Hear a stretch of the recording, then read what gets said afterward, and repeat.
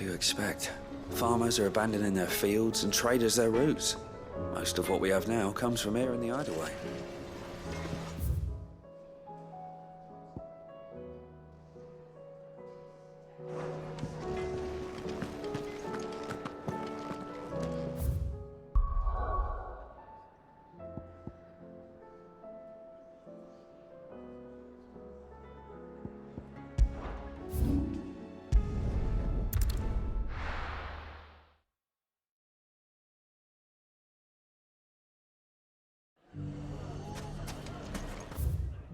Everything's back the way it was. Take that, you naughty...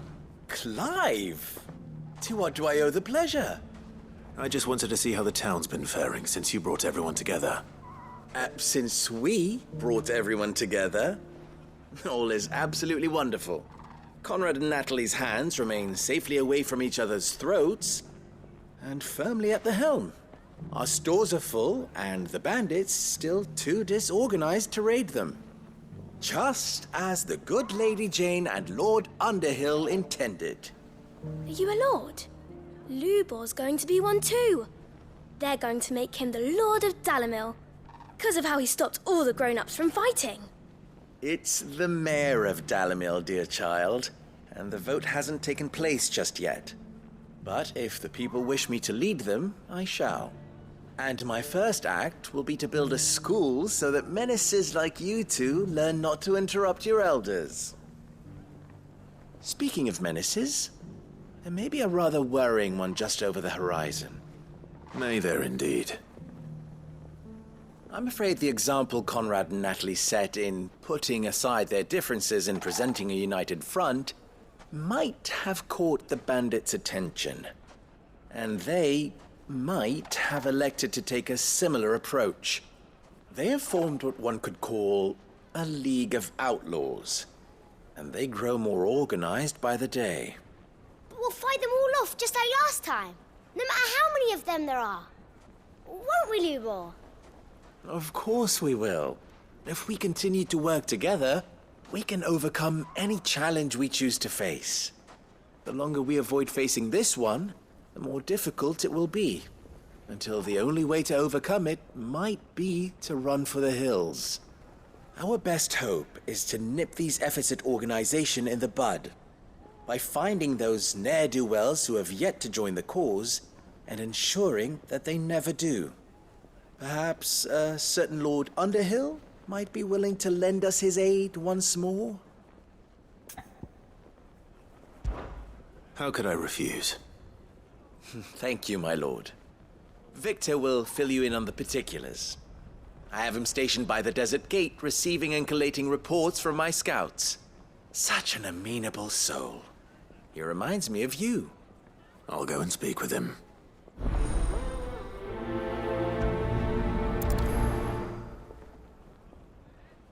What's the difference between a lord and a mayor? Everyone round town saying Master Lubor's. A League of Outlaws. Sounds like we have some competition.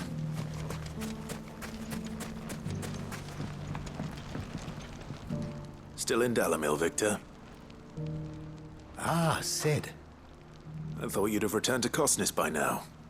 I did. Then I came back. I've developed something of a fondness for the place. And having worked so hard to see it saved from one fate, it would seem remiss to abandon it to another. A sentiment Master Lubor certainly isn't shy about exploiting. Hence my doing his bidding yet again. You're not the only one. What does he want you to do? He asked for my aid in putting down the bandits. And he said that you might be able to help me find them. Then you've come at just the right time. I was on my way to speak with Conrad about how to organize our forces. There are more camps in the vicinity than we can safely strike at once. But we must strike together, and we must strike soon at as many camps as we can. We can't give this league of theirs time to rally its forces. All right. Which camp shall I take? There's one upriver, just out there across the dunes. Leave it with me.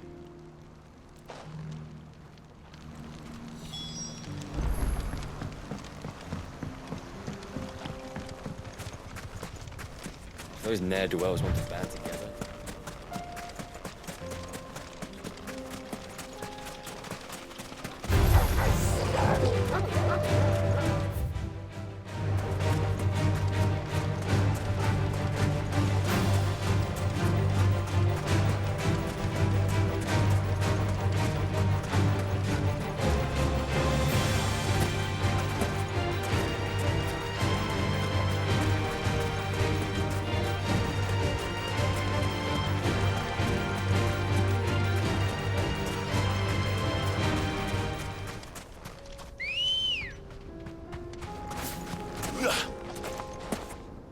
Good girl.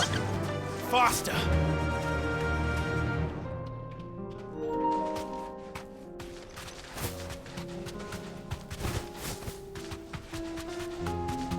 That must be the camp Victor mentioned.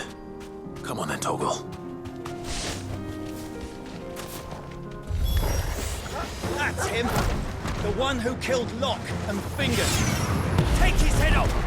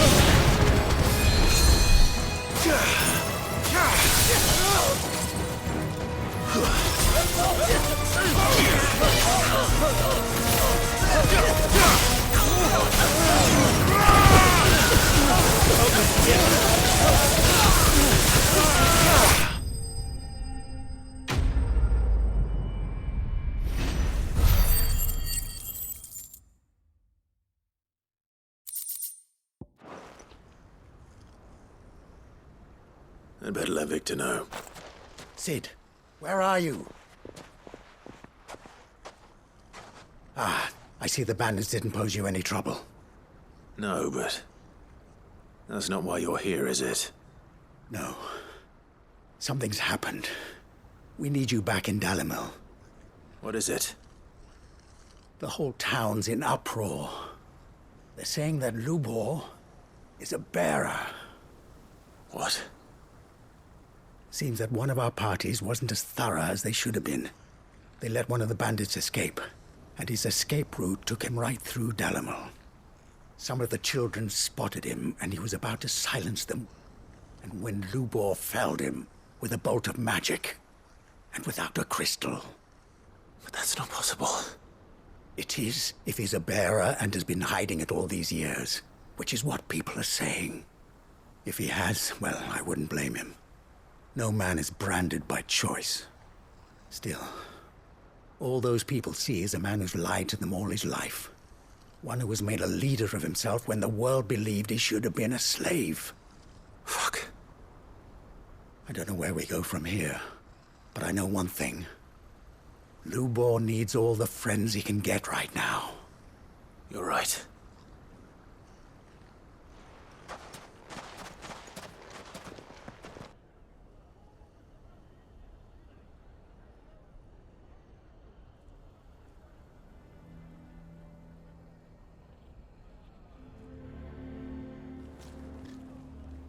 And now everyone knows.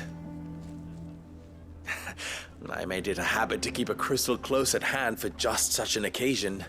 And when that occasion arose, I forgot to reach for it. Well, it was bound to come out sooner or later. We're sorry, Lubor. We tried to keep running. But we just couldn't anymore. There's nothing to be sorry for. I rather enjoyed playing the hero for once. All that matters to me is that you two are safe. Look at him talking to his betters like it's nothing. All lies, I'll wager. Just like the ones he fed us all these years. Once people make up their minds, it's hard to change them. We need to do something, and quickly. Convince the people not to let their prejudices blind them. Convince them that nothing has changed. That their enemy lies outside these walls, not within them. You're right. We should speak to everyone. I'm glad you agree. I'll handle the townsfolk. I'm a Dalmec born and bred. They listen to me. You head to the tavern. Make Conrad and Natalie remember who Lubor really is. They know that Lubor and I are friends. I might not make for the most impartial of interlocutors. Lord Underhill of Randalar's League of Merchants, however, is a trusted and impartial mediator of note. I'll do what I can.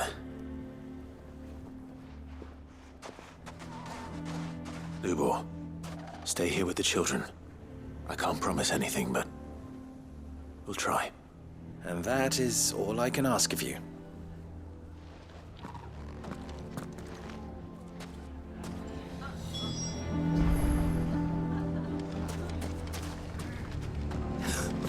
Why are you taking the...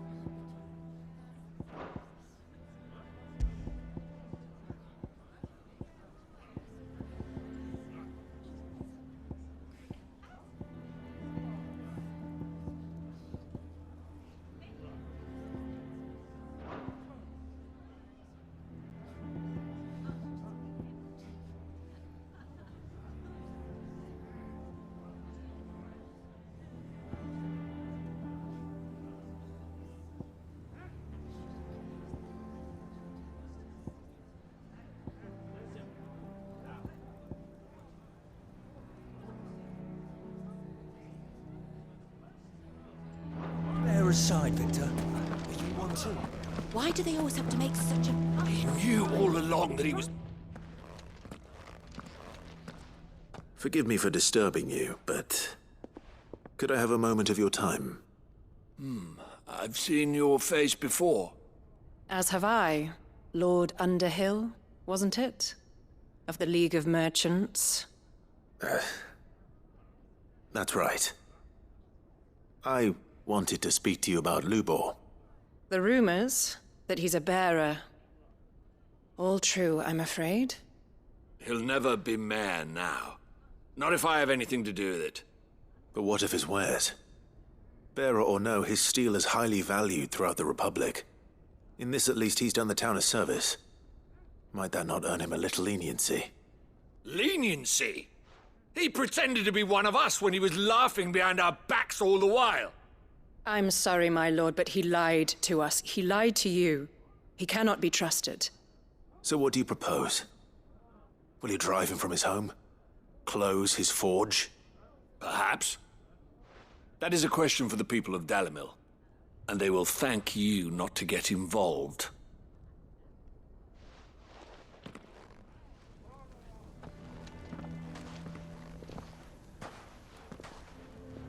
The townsfolk have made their minds up. There was nothing I could do. Nor I. Conrad and Natalie refused to consider anything but their own wounded pride. You never know. Once their anger is cooled, they might see things differently. For now, we should report back to Lubor. All right.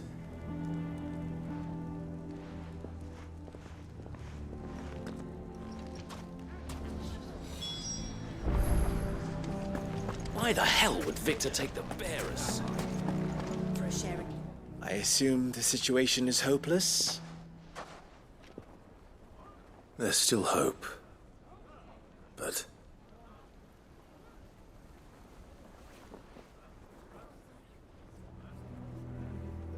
But perhaps not in this lifetime, I think it's fair to say. You mustn't think like that, Lubor. Give them time. They'll come around. We'll talk some sense into them in the end, you'll see. No, you won't. And your efforts would be better spent elsewhere. But Lubor... Rosina would often tell me that steel does not lie, that a blade is a reflection of the smith who forged it. To yourself be true, that was her point. Rather an ironic one when you consider that her life was taken with a blade of her own making. But I do not doubt that she was always true to herself and what she believed in, right to the end. And so must I be. I must do what I know to be right, no matter what others might think of me. And now, I know what that is. I must embrace my new role of villain so that the people of Dalimil have something to unite against. For only united can they hope to stand against the threat that awaits them. I'll need to make a suitably dramatic exit, of course. Don't go, Lubor. You're the only one who was ever kind to us. We'll be all alone. Again. Trust me, little ones, it is for the best that I go. Not only for the town, but for you, too. How could it possibly be for the best? These children need you. The least you can do is give the townspeople a chance to change their minds. They would not take it, Victor. It's over. Over, you say? And so just like that, you're going to throw this town and these children to the wolves? I thought you were better than this. But it seems you had me fooled as well. Victor. Forget it. Do what you will. You sure you're making the right choice, Lubor? Of those available to me, I believe it's the best one. Yes. Ah, but where are my manners? Here. Your reward for clearing out that bandit camp. Right then. I have packing to do. If there's anything I can do. Anything. I'll bear it in mind. Thank you.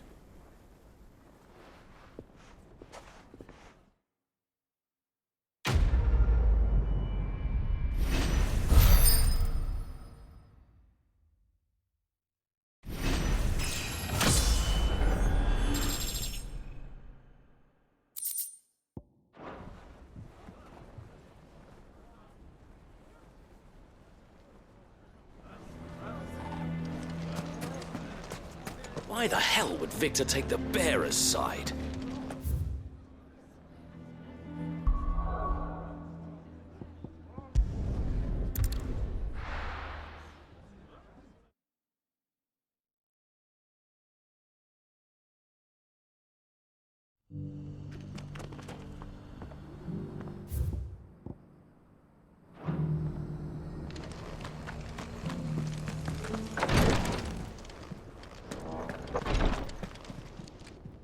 Lord Rosfield, is there aught the Undying might assist you with this day? Perhaps. My brother said that your order was helping him with his quest to uncover Ultima's origins. Have you learned anything of note since last we spoke? Little and less, I regret to report. I see. Be assured, however, that we will not rest until the truth is known. Even now, our archaeologians scour ruins in every corner of the realm for traces of Ultima's touch. Fallen ruins, I take it. Dating back as far as Phoenix Gate. Indeed. Ultima's thralls are oft sighted among the remnants of the fallen civilization, as if protecting the secrets concealed within. Secrets we'd see unearthed. Should our methods be of interest, my lord, mayhap it would please you to observe some of our number at work. Would that be possible? Of course. A survey is being conducted not far from here. Perchance you are familiar with Kretov, a small hamlet built around a fallen airship. I was due to visit my colleagues there to collect their preliminary findings, but if you would consent to do so in my stead, I'm sure that they would be honored to relate any discoveries they have made to you directly. All right. I'll go and meet with them. They will be most gratified, I am sure. Might I suggest you take the road through Titan's Wake? It will lead you straight to the village after but a short walk. Thank you. I will. I wish you a safe journey, my lord. May the Firebird's flames burn ever in your heart.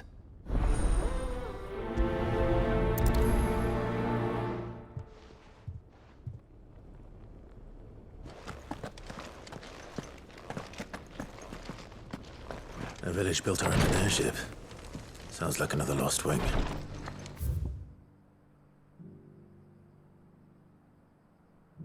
I hope the inhabitants are just as friendly.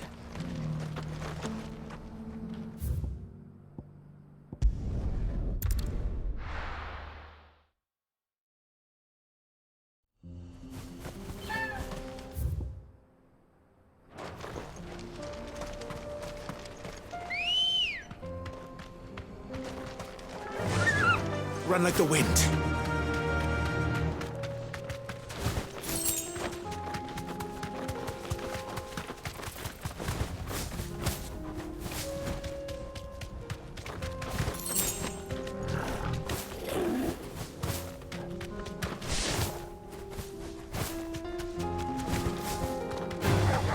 Time to fight.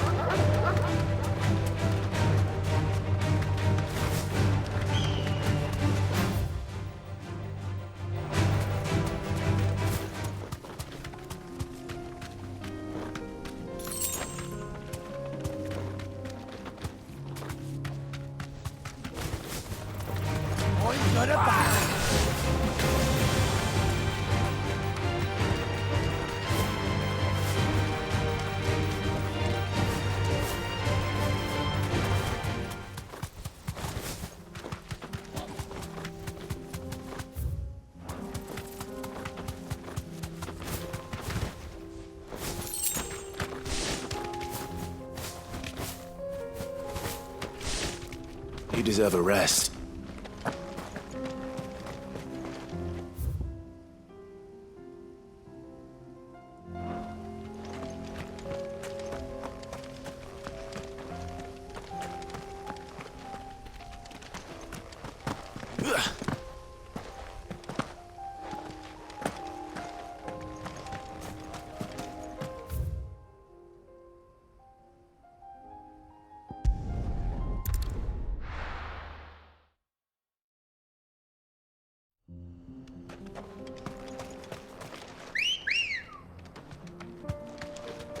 Come on.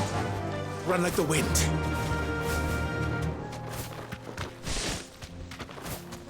That's it!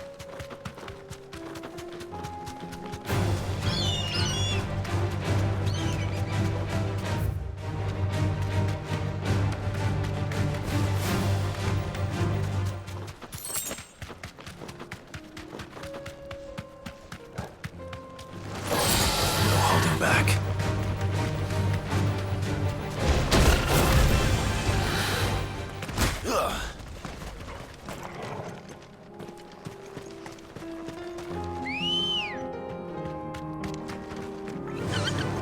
Fly, Ambrosia.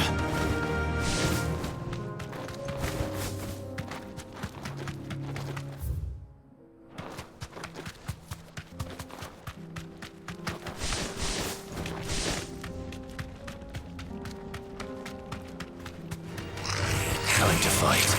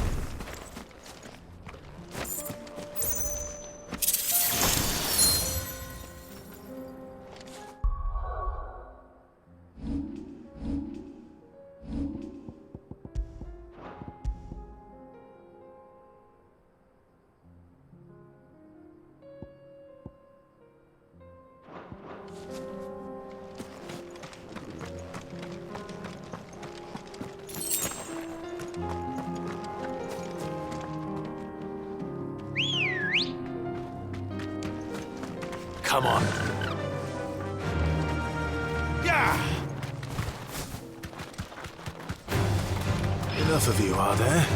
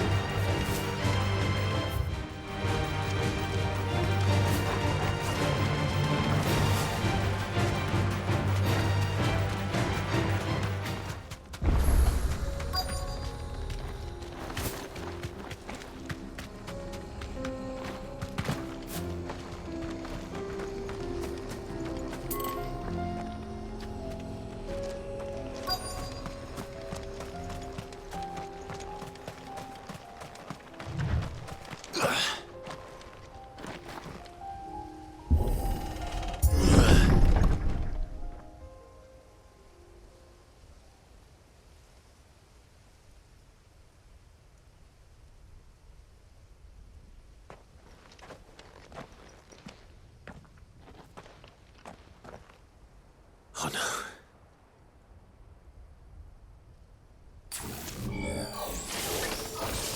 You'll pay for this.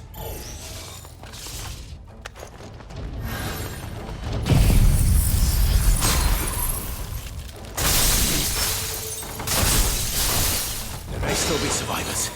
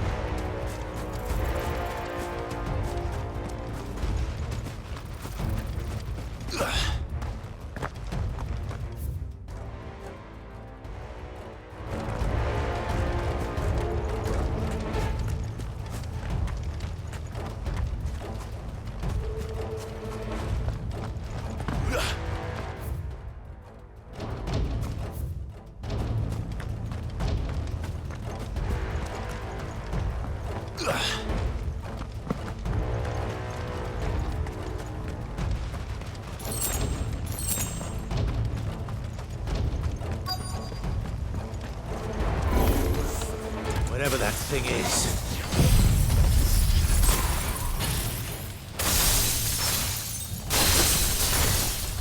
I'd say it's their leader.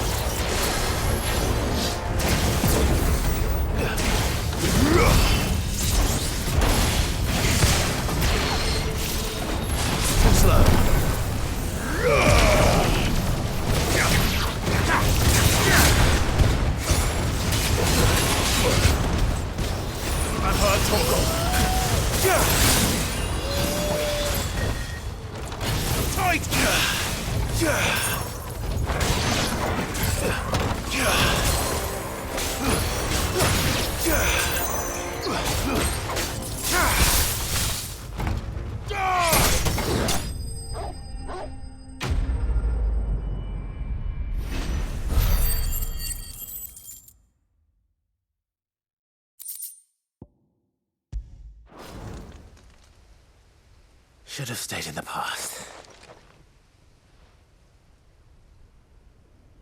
These must be Cyril's colleagues. You have our thanks, stranger. Who are you? Ah, forgive me, my lord. I did not recognize you. You are Lord Rosfield, are you not? We are archaeologians, tasked with surveying this site. When the echoes appeared, our brothers here occupied their attentions. Thanks to them, and to you, we were, for a mercy, able to see our duty to its conclusion. You call that a mercy? Your brothers might still be alive if you put their safety before your duty. Surely this survey wasn't worth dying for. We are charged with uncovering Ultima's origins. A duty of the highest import, as I'm sure you will agree. And you think your dead brothers would agree with you too? I know they would. They gave their lives for the cause, an honor to which all undying aspire. Now, to what do we owe the honor of your presence, Lord Marquis? Cyril told me of your work here, and I agreed to collect your findings in his stead. I see. That is most kind.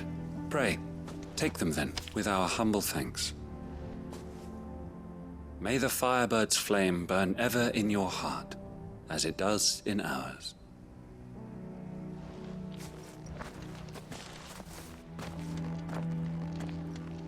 It's one thing to lay down your life for another, for a survey.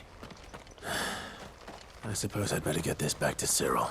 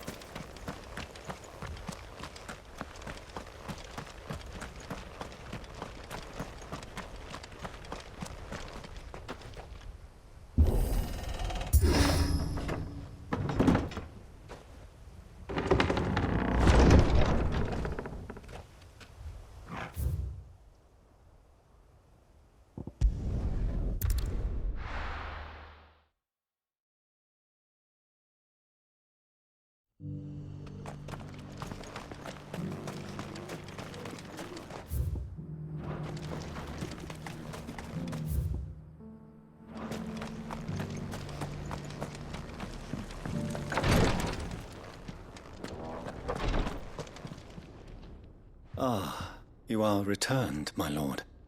I collected your colleagues' preliminary findings. Here, take them.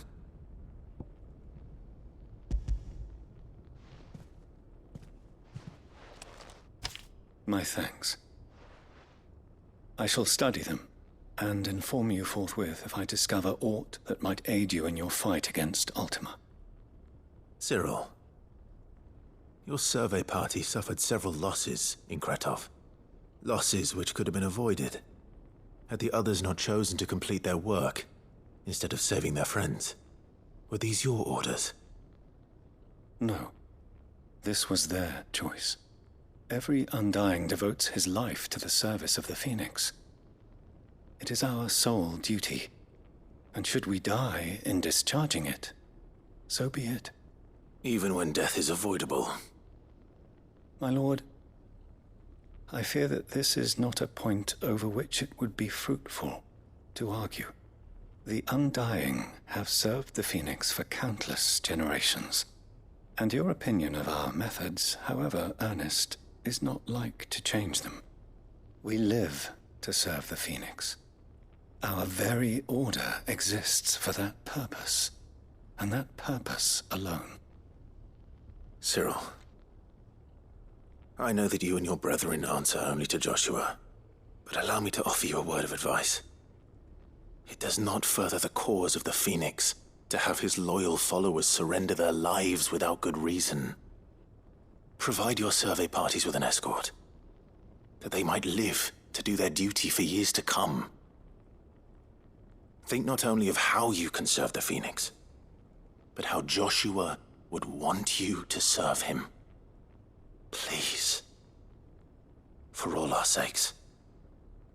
I thank you for your advice, my lord. If you will permit me to respond, our faith in his grace, Joshua Rossfield, is absolute. And we of the Undying will do what we believe is right to fulfill our duty unto him.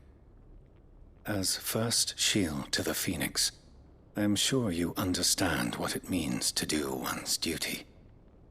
I do. Then we are of the same mind. And it is my hope that we may continue to do our duty together.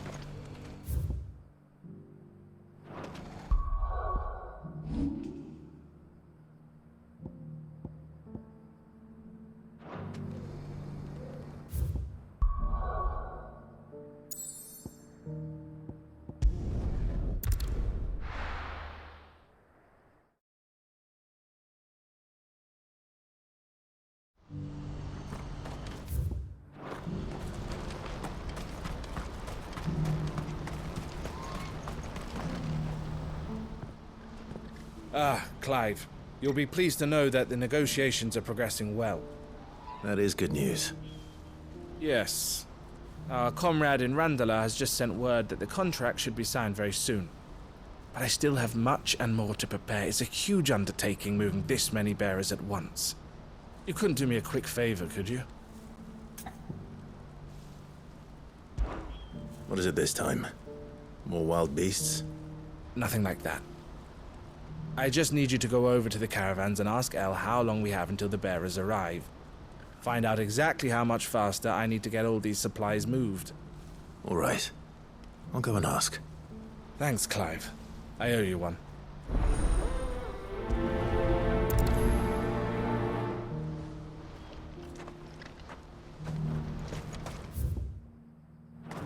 What's happened?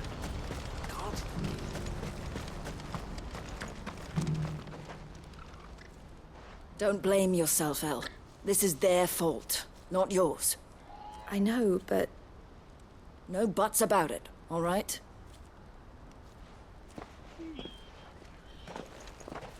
Is something wrong? Vonnie came to give me a message from our intermediary. The talks with the Republican army have fallen through.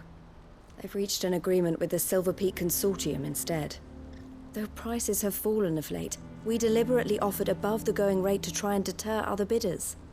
But the Consortium offered double what we did, and the army jumped at the chance. And you had no opportunity to make a counteroffer? None at all.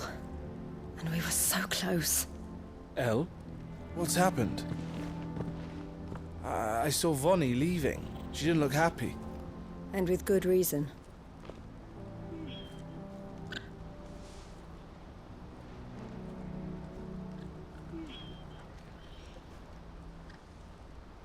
But I thought we were the only ones the Fist were speaking to about the bearers. How did the Consortium even find out about this? It's not so surprising. They have ears all over the Republic. This isn't over. The Consortium will have to sell these bearers eventually, and at the price they paid, buyers will be few and far between. I'm going to Randalar myself. Alone? You sure that's wise? Are you offering to be my bodyguard? How kind.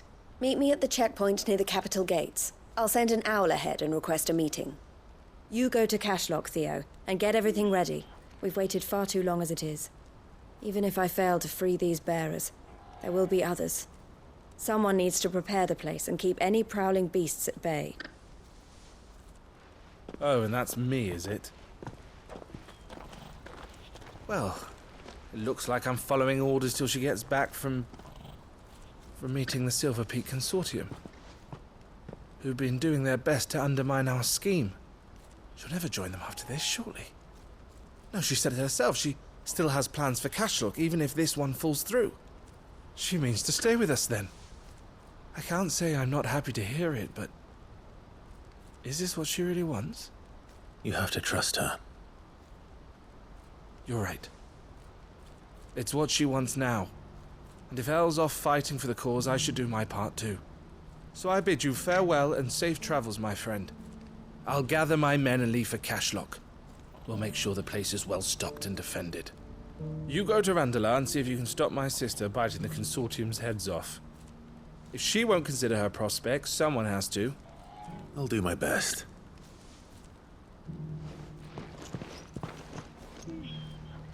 All right. To Randalar, then. And better not keep Eloise waiting.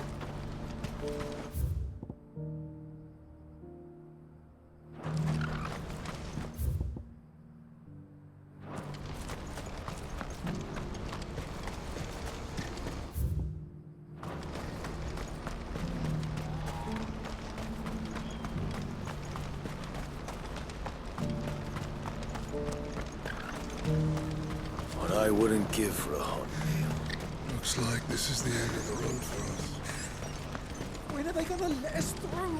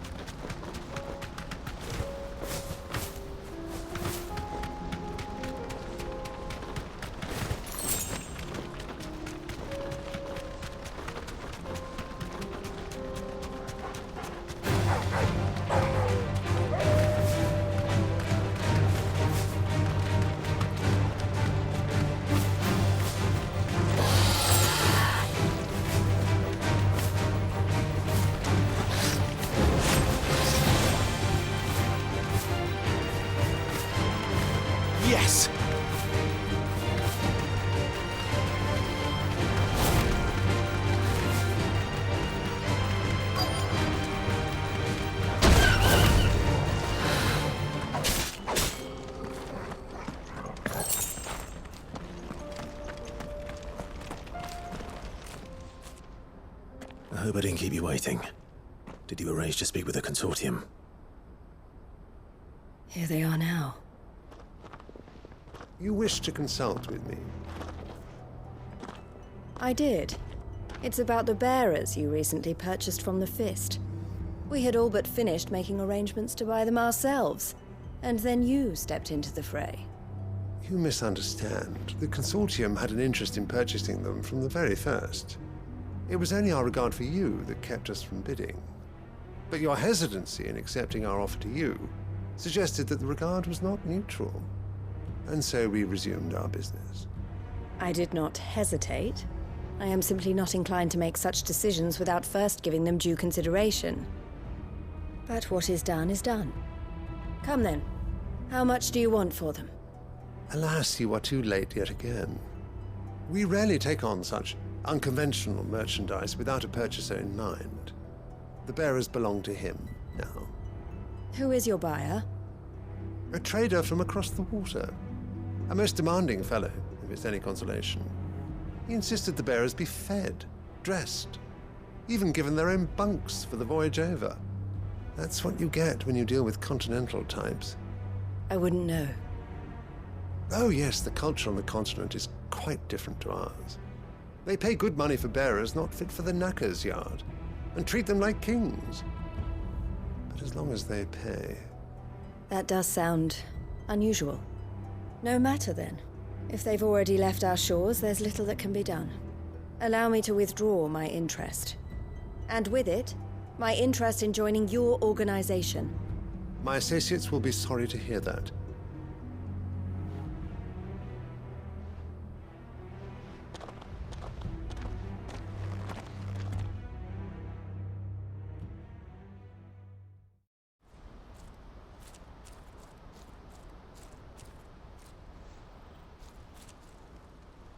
I'm sorry you weren't able to save them. As am I. But I only have myself to blame. He was right, you see. The Silver Peak Consortium did intend to buy those bearers before I did. Their representative hinted at a possible purchase when he came to recruit me. I feigned interest in joining them in the hope he might be encouraged to tell me more, and he did just that. As soon as he left, I sent my own offer to Randalar. So you never... No. I entertained the Consortium's proposal solely so I could learn more about those bearers. But I was a fool to think they wouldn't find out. I knew exactly who I was dealing with. You tried. I did. And if what he said was true, the bearers are to be well treated. Which is something, at least. They deserved more. I wanted so badly to see them freed. Eloise! Eloise! Word from Cashlock. The village is under attack. A pack of beasts have come down from the mountains, and there's a dragon at its head. Theo and the others are trying to hold them off as best they can, but the odds are against them. They need help, and fast. Theo! I'll go on ahead. Thank you, Clive. I'll gather some men and join you there. Just... make sure he's safe.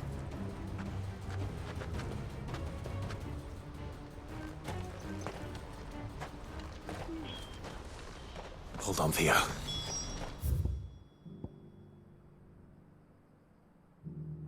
I'm coming.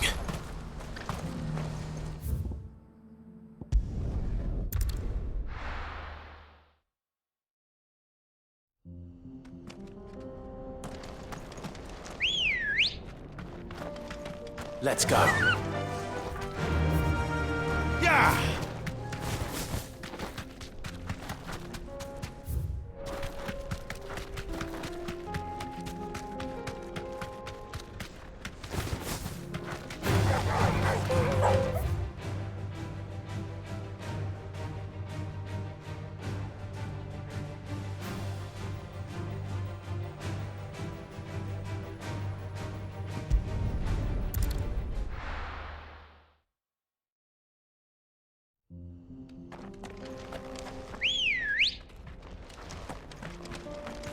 Come on.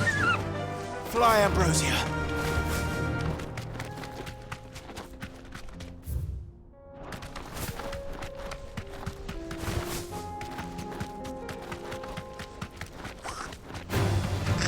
to fight.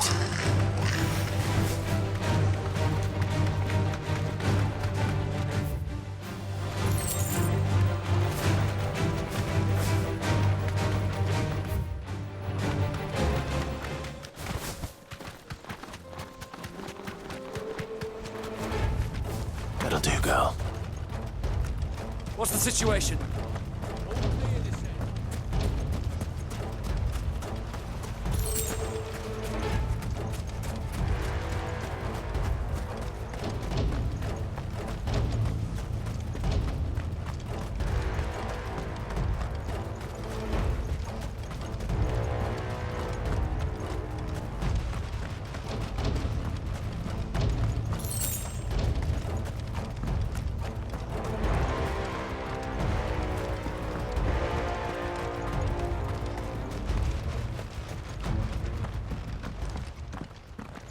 Where's Theodore? Upriver! He led the dragon that way to keep it from the village, but the whole area's flooded with ether. We just have to pray he makes it out in one piece. I can do better than that. Torgal, with me.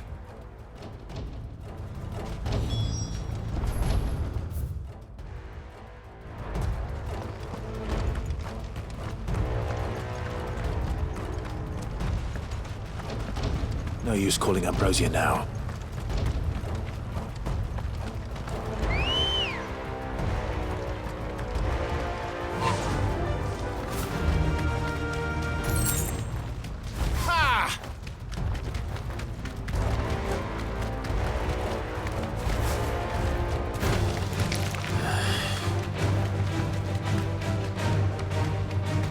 Where are you, Theo?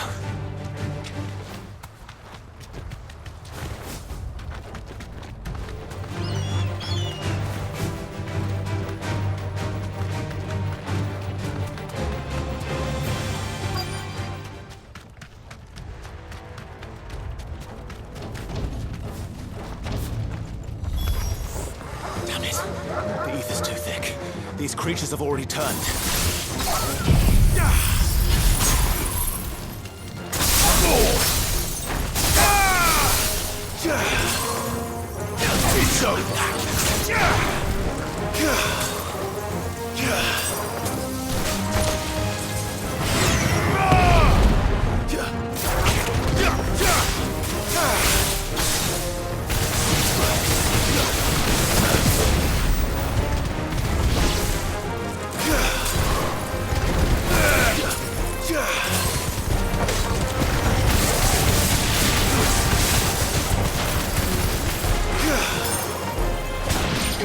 Nice try.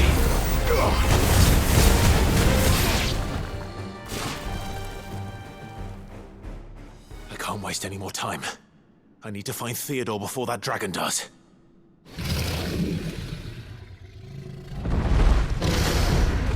Looks like it's found me. This thing's turned as well. This isn't going to be easy.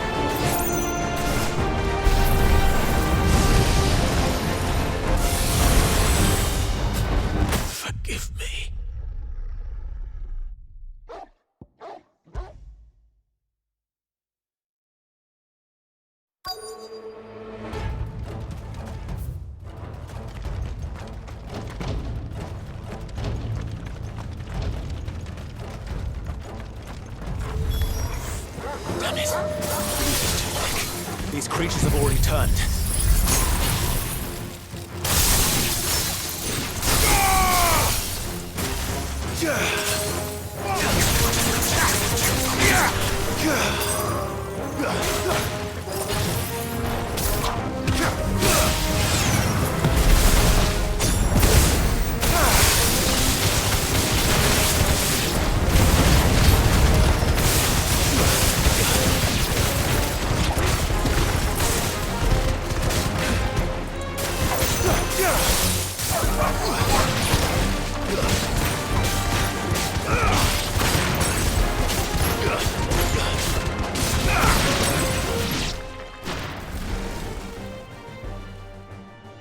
I can't waste any more time. I need to find Theodore before that dragon does.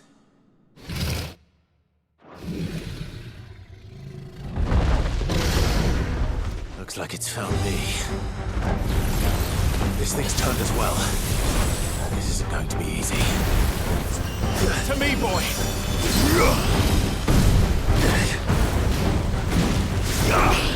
I've heard Torgal. To me, boy! Thanks, boy. Nice try. I've heard Torgal.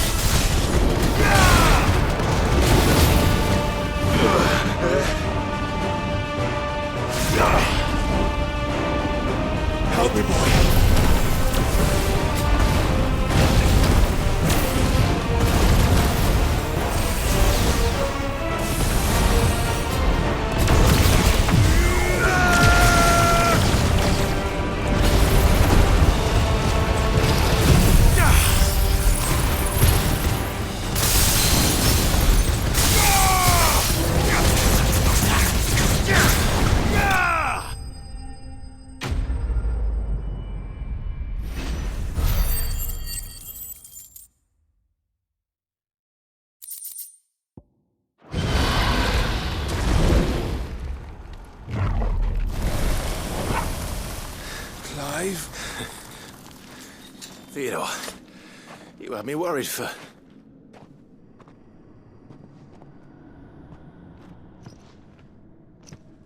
We have to get you out of here.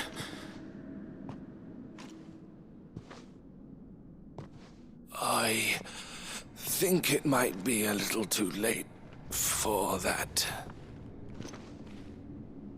Bearer or no, there's only so much ether a man can take, and that Drake just wouldn't let me leave. You have my thanks, Sid, for finishing what I could not. For keeping Elle's dream. Theodore!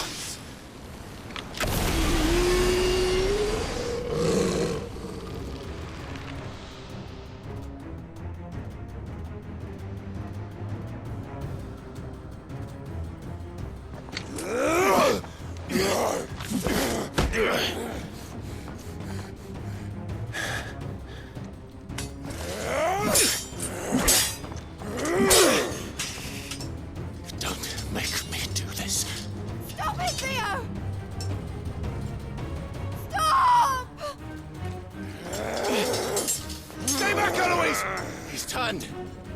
And so will you!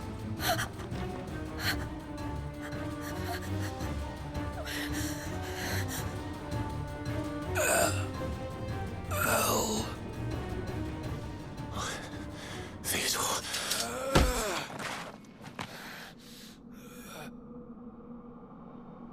Take care of my sister. Theodore, wait. Goodbye, El.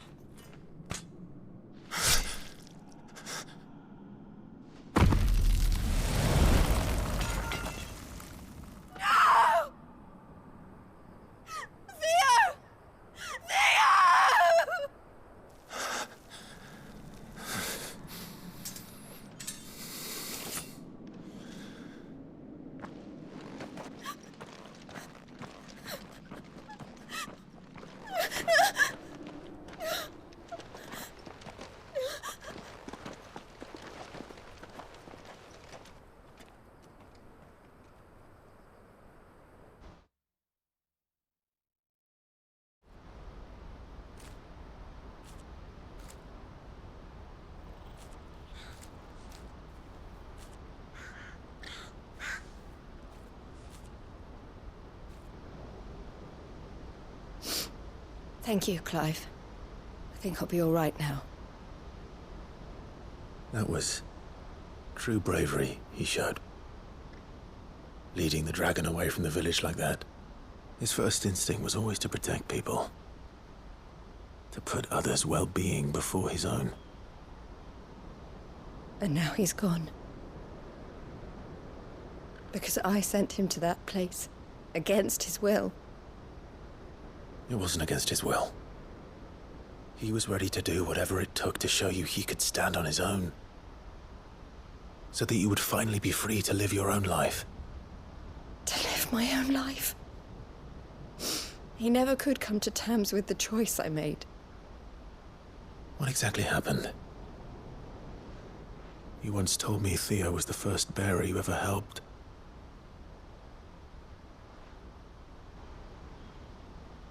We grew up in Canva. We were born to one of the great trading houses. And I was chosen to inherit the family business. I had my father's head for figures, you see. Theo did not.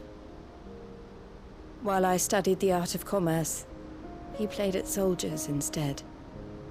A late bloomer, in more ways than one. For unlike most bearers, it wasn't until his 15th summer that his powers awakened. My parents tried to drive him out of the house and into the care of the constables. But before they could, I took him into mine. Theo told me something else. He clearly admired your devotion to the cause of freeing others like him from slavery. But he said you deserved a better life than this. He wanted to free you from what he called your bonds, just as you freed him from his.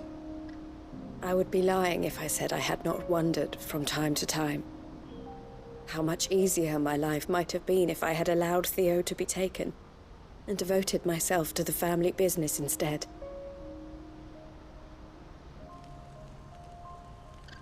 But I have never regretted the decision I made.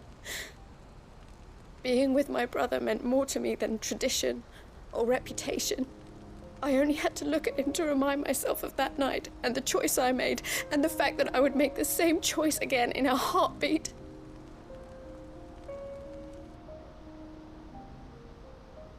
He was never a burden. How could he even think that? If anything, I was the one who weighed him down. You weren't, Eloise. He said it himself, that he had always been grateful to you for saving him, and that he wanted to repay you by letting you live the life you were denied. Neither you nor Theo weighed each other down. You loved one another. You did whatever was necessary to continue living your lives together, and you always would have.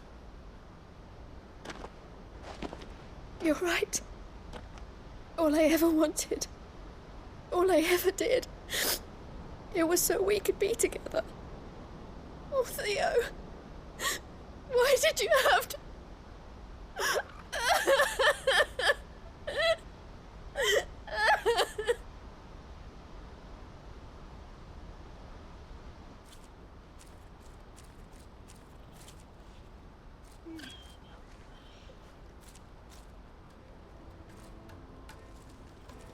I know Theo wanted me to move on, but I'm staying here at the Crimson Caravans to continue our work.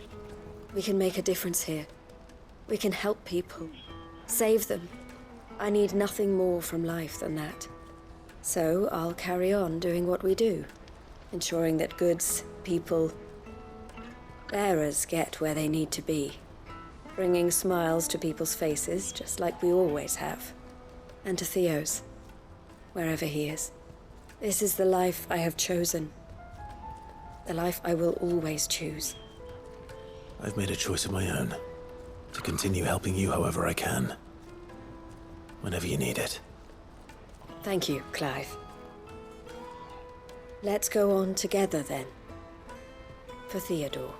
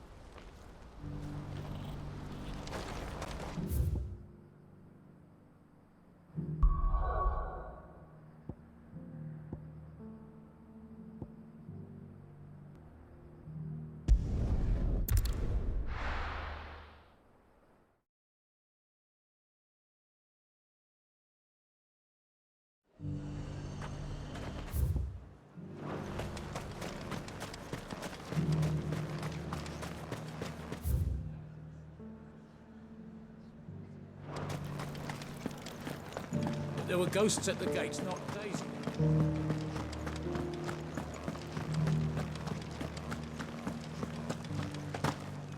Those things I said before.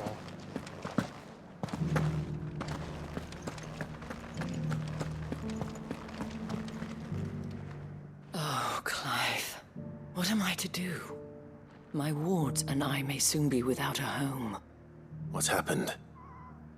The High Cardinal has descended from his lofty throne and taken up residence here in Northreach. The High Cardinal? Leader of the Council of Elders, second only to his Radiance at the head of the Imperial government. Not that any of those things still exist. Now he goes by his noble title, the Duke of Oriflamme. And what does he want with Northreach? He wants to transform it into a military stronghold. A foundation upon which to build a new Sambrec. He's already secured the support of the various army remnants, with promises that they shall be afforded the respect they deserve in his empire. One built on the confiscated property of the people. He would rob the populace to pay for it. Believe me, I have used every means of persuasion to discourage him from this folly. But for whatever reason, he will not listen to me. What does Captain Philippe make of this? When the town was under attack, it was him the soldiers rallied around. Couldn't he use that influence again? How? By speaking out against one of the most powerful men in Sambrec. A man whose stated aim is to revive the empire Philippe's comrades swore to serve, and to improve the soldiers' lot within it. The captain can offer them a regular supply of gruel, and an occasional trip to the Vale to help them forget the terrors they face each day. The Duke offers them a vision of strength and safety. No.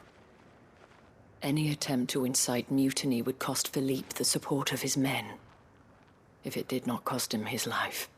But given the mood around town, mutiny may yet be unavoidable.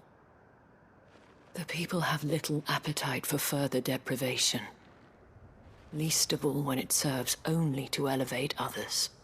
And who could blame them? Clive, Would you appeal to the Duke on my behalf? For your services to Northreach, you have the respect of the soldiers, and they will take you to His Eminence if you ask them. And unlike Philippe, no bonds of loyalty prevent you from speaking your mind to the man. Well, will you try? You could hardly fare any worse than I did. I'll see what I can do. Thank you, Clive. Tell me then, where will I find this Duke of Oriflamme? In the garrison? Overseeing the troops, yes. All right. Wish me luck.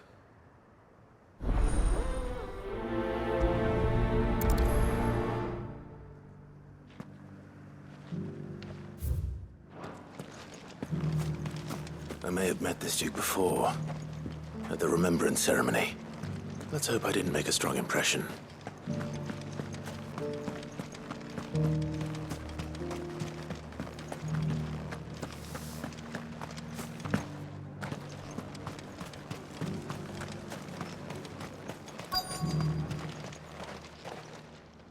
Halt!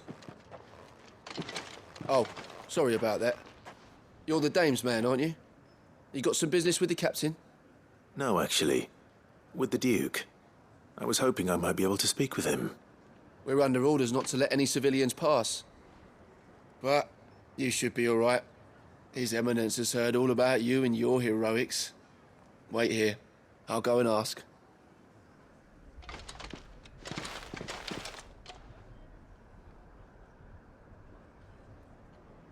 So, you are the sellsword who lent his aid to the garrison. The Empire owes you a debt, and I shall see it repaid. But tell me, is it wealth that you seek, or favor? Neither, Your Eminence. I thought only to inquire about your plan to turn Northreach into a stronghold. Ah, I see. You are worried the expanded garrison will render your services redundant. Yet you needn't be. A proud fighting man like yourself shall always have a place here. Pride of place, in fact. For too long has the contribution of the noble soldier been under-reckoned. But no more. For it is they who shall see the Holy Empire rebuilt, beginning right here in Northreach. Why here, Your Eminence? The town has been fortunate enough to escape largely unscathed from the recent troubles.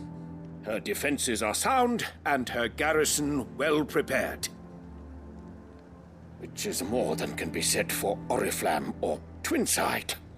The Empire wants for a capital, and I believe Northreach to be the perfect place. With Caer Norvent as her citadel. Once we have seen to the refortification of both the town and the castle, we need only build a wall around both to create a city that would be the envy of the twins. Plans are already underway for the construction. Soon enough, these thralls shall learn that they are no match for the might of Sanbreque. I fear you underestimate how dangerous these creatures are, Your Eminence. Should they return in force, you will need all the people of Northreach to come together in defense of the town. Something they may be loath to do if they've been deprived of their worldly goods. The people will do as their leaders command. If Sanbreque is to be rebuilt, she will require a functioning government. One whose authority is beyond question. That is why this levy is necessary. So that any man who wishes to join the army might do so and be fed, outfitted, and paid as befits a defender of the Empire. And yet there are those who persist in peddling the treasonous lie that I seek to steal from the people and drive them from their homes. I suspect they're afraid of losing what little they have left. Precisely. The common folk have little and less, and you mean to deprive them of even that? You would sow the seeds of your new empire in your own salted earth. Sabine, we have discussed this. Yes, and I told you then how putting the empire before her citizens would lead only to revolt. Without an empire, there are no citizens. And in yours, there will be only beggars. Is that what Griga wills for her people? Do not take her name in vain, Sabine. I'll come back later. A citizens' revolt. I wonder what the people really think of the Duke's plan. It wouldn't hurt to ask them, I suppose. Let's begin with those on the other side of the wall. Sabine. Oh. As long as you remain. They always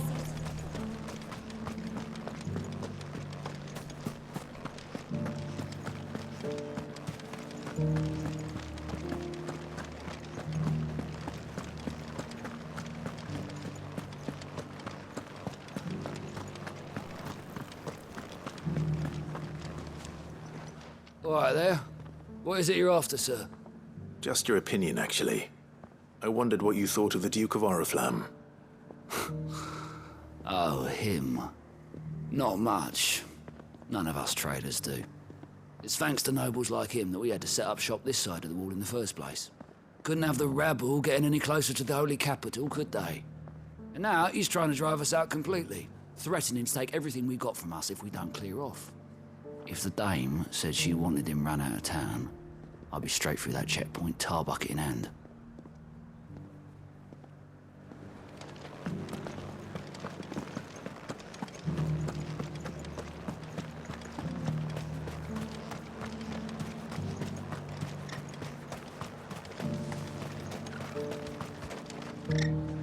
A question, if you don't mind. What do you think of the Duke of Oriflamme? Don't get me started. You build a life for yourself somewhere, only for some noble to turn up and tell you you've got to hand it all over to him. If he thinks his name and his chains give him the right to empty our purses, he's in for a rude awakening. We'll do whatever it takes to keep what's ours. Whatever it takes.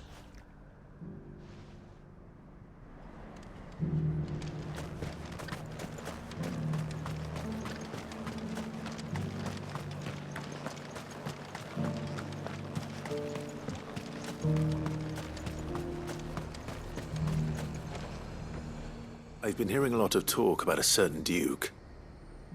Nothing good, I'll wager. Going around acting like he owns the place. And with hardly a word to the dame. This is her town, not his. I take it you'd rather she was in charge. As far as I'm concerned, she still is. Just need his eminence to sod off back to Oriflamme. Well, the people seem united enough. What about the soldiers?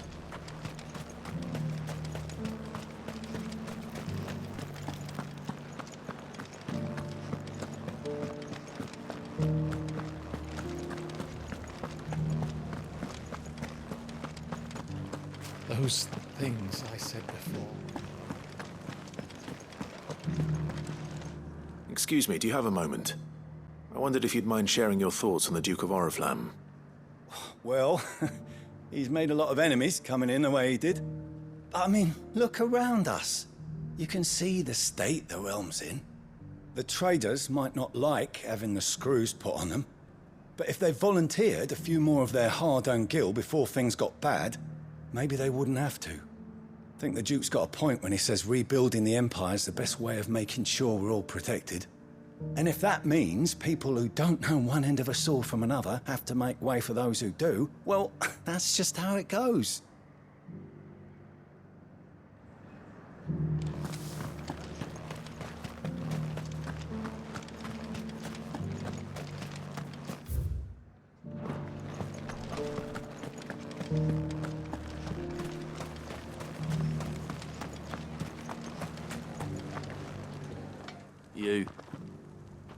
You're the one who was talking to His Eminence. On the dame's behalf, yes. I was trying to persuade him not to take the people's goodwill for granted, but it seems my words fell on deaf ears. What do you think of his plans? I'm a soldier, mate. He tells me what to do, not the other way round. Listen, I've got nothing but respect for the Dame, but I've got a family to look after. That's where my loyalties lie, not with the town or the Empire, but with my wife and children.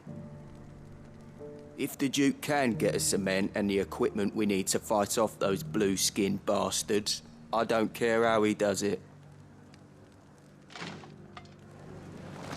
I left everything. As long as you remain, they'll...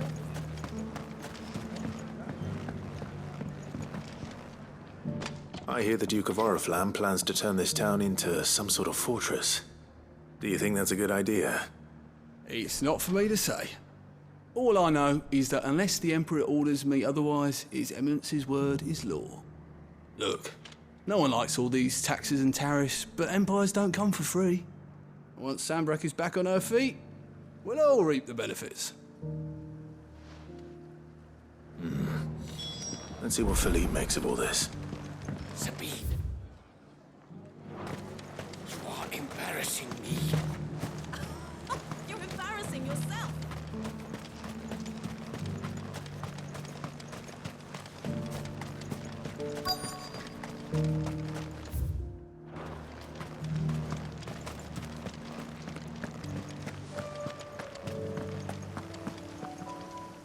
Captain, do you have a moment? For you? Certainly. Clive, wasn't it? Thank you for last time. How can I help you?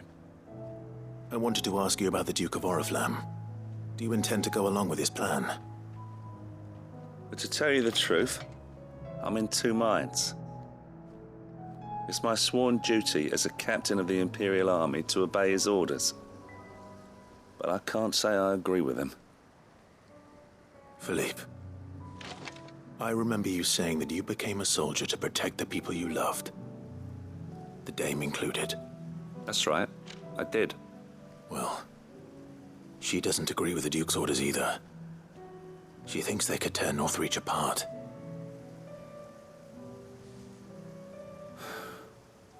And she's probably right. Thank you, Clive. I know what I need to do now. Protecting the people I love is what matters. Doesn't matter how. Well, duty calls, so I better go. Thanks again.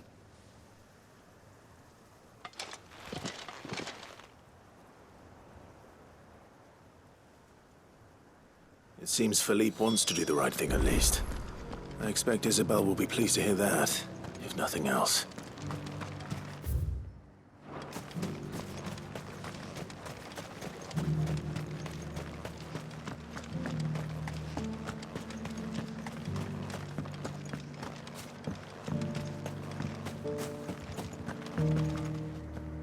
Ah, Clive. How did you fare? Were you able to speak with the Duke? I was, but...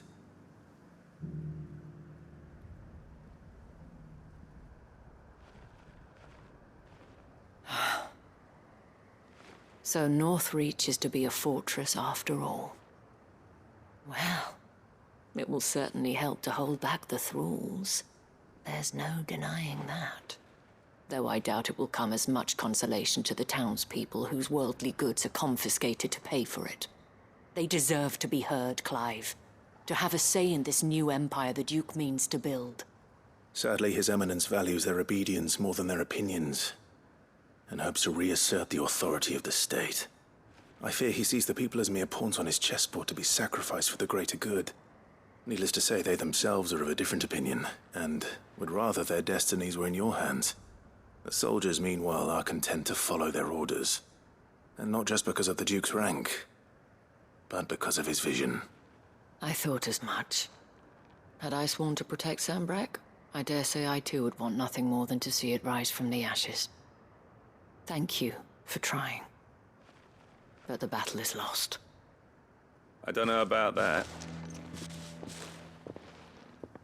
What happened to your uniform? I handed it in, along with my resignation. Told the lads I wished them well, but that I owe it to those I love to call it a day. But why? Because I realize what really matters to me. Not following some nobleman's orders for the sake of it. but protecting what I care about. Protecting Northreach. I honestly don't know when those monsters will return, but I'm certain they're not finished with us yet. And when they do come back, we need to be ready for them. We need to stand together, all of us. And with you to lead us, milady, I reckon we can do it. It was you who finally convinced me, Clive. There's no point following orders if they go against everything you believe. Indeed. All of us, standing together. That has always been Northreach's best hope, and one which still lies within our grasp. We have only to turn our attentions to the true enemy. Thank you, Philippe, for showing me what I must do. Anything for you, milady. Speaking of standing together, would you mind if I borrowed a few of the lads from the Vale to help keep watch around the town? I fear His Eminence has loftier tasks in mind for the guard. Not at all. Be my guest. Wouldn't be the first time.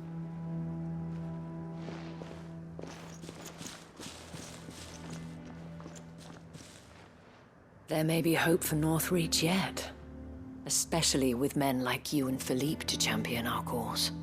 I, for my part, shall continue to work upon the Duke, in the stubborn belief that I might still tempt him into joining hands. But I suspect I shall have to call upon your aid again. Until then, Clive. Until then.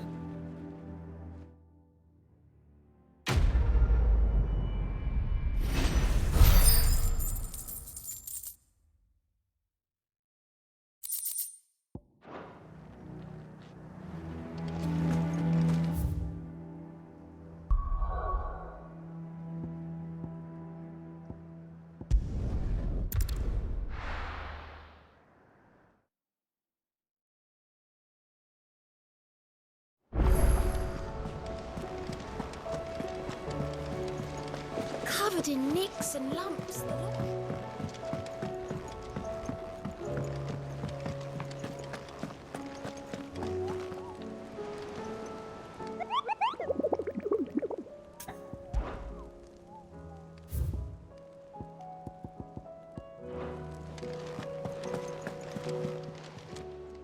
Fancy a look at the list, do you? Anything catch your eye? Always something in there. How may I help you today, Clive? Here you are. Best of luck out there, Sid.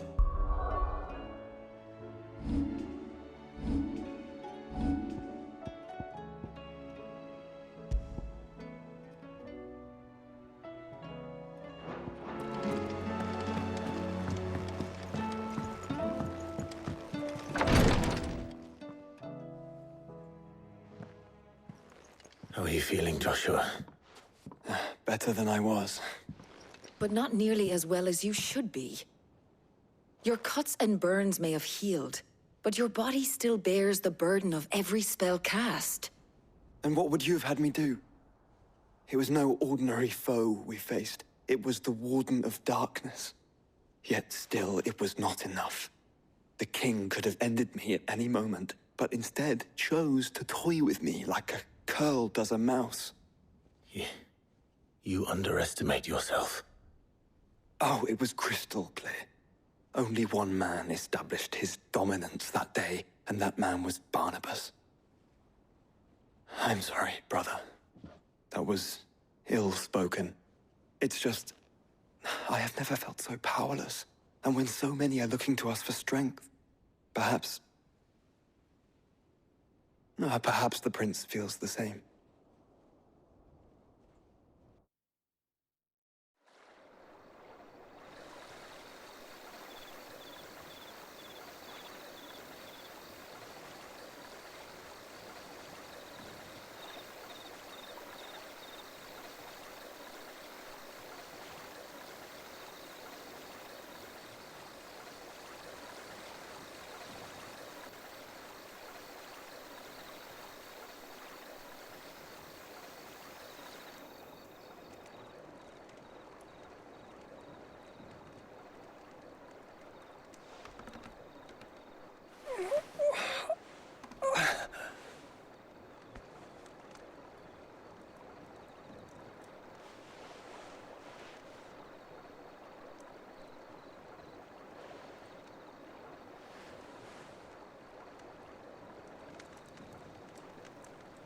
What is this place?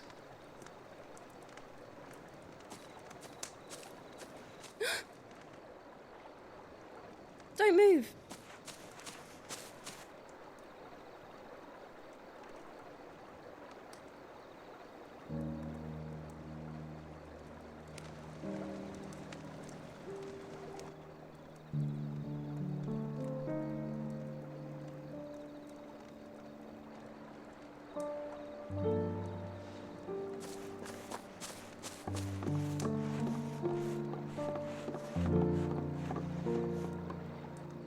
Here, it's fresh from the well.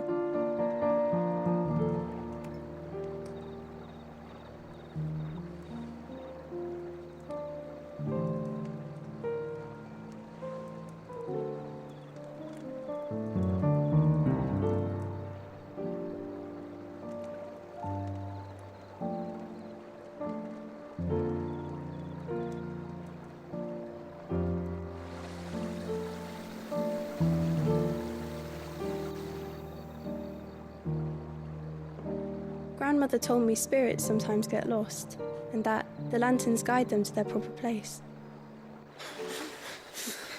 I set one on the river for her when she passed away.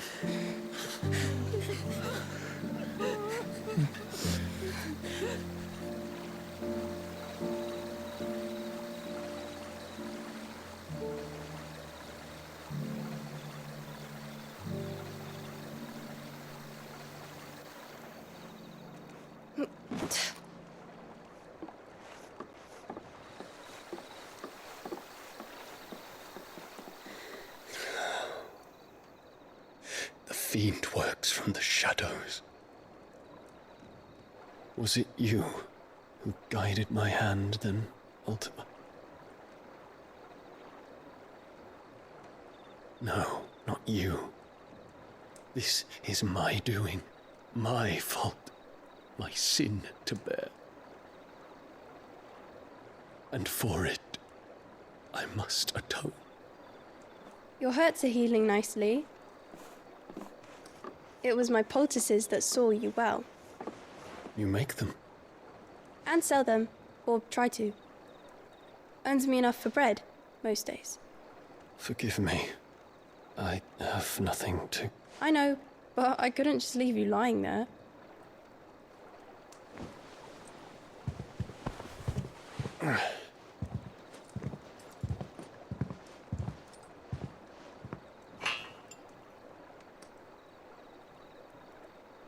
You're going then? Of course. I'm healed. Thanks to you and your poultices. Will you promise to come back and visit?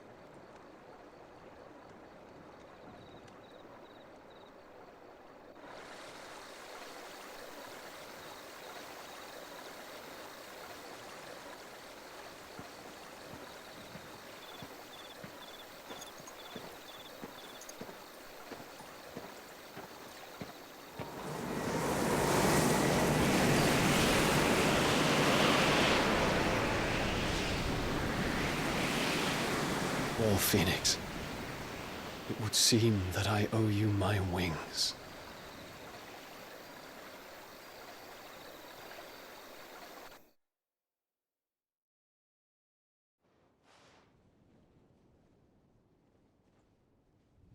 Perhaps he can find an answer.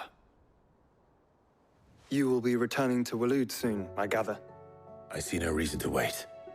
Then neither do I. I can think of a few, but I doubt they'll stop you. You will take your medicine. Of course, Lady Daya. Set on leaving already, are you? How long will it take us to get back to Ash? Dunno, about the same amount of time it took us to get here. Maybe less, if your uncle can find someone trustworthy to patch up the Enterprise.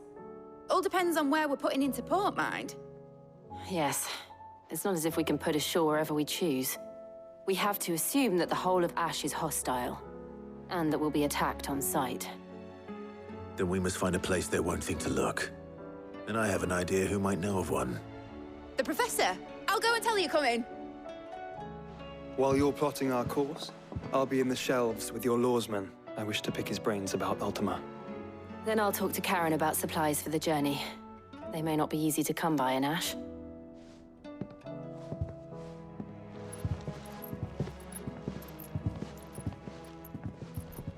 Your brother's body won't take much more of this recklessness. You know that, don't you? I do.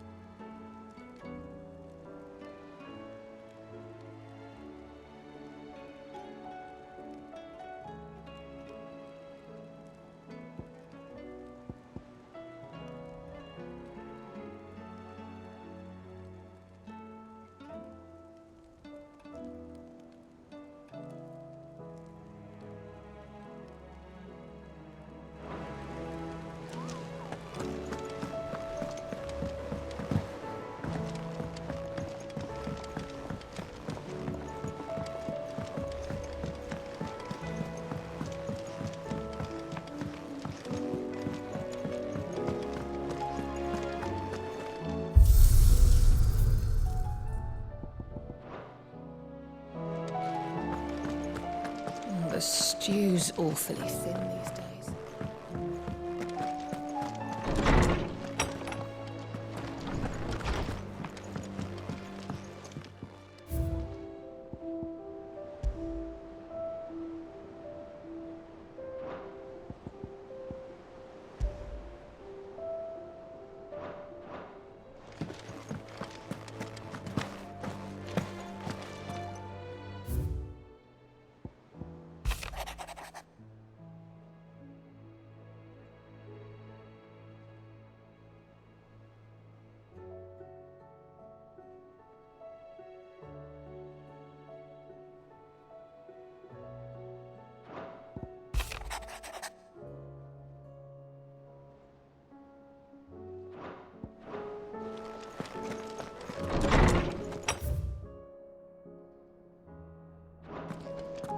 I will not forget this kindness, my lord. I shall go to Eastport.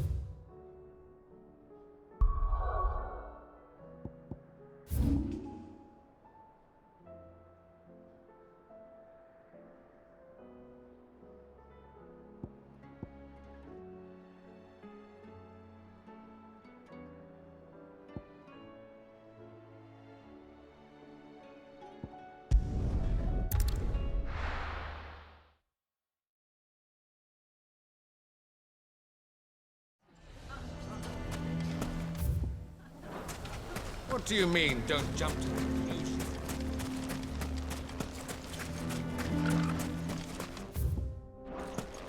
How the hell did that bastard get through the desert gate?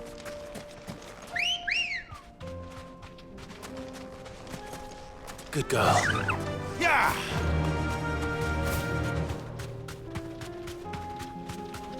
Boy.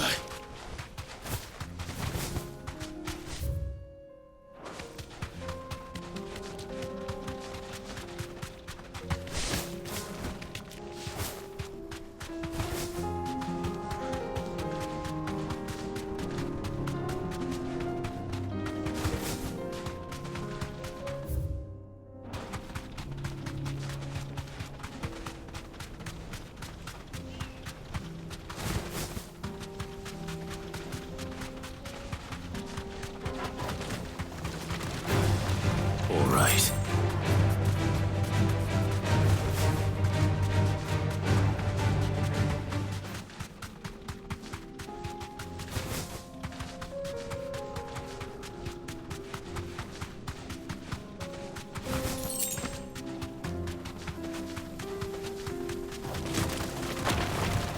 Time to fight.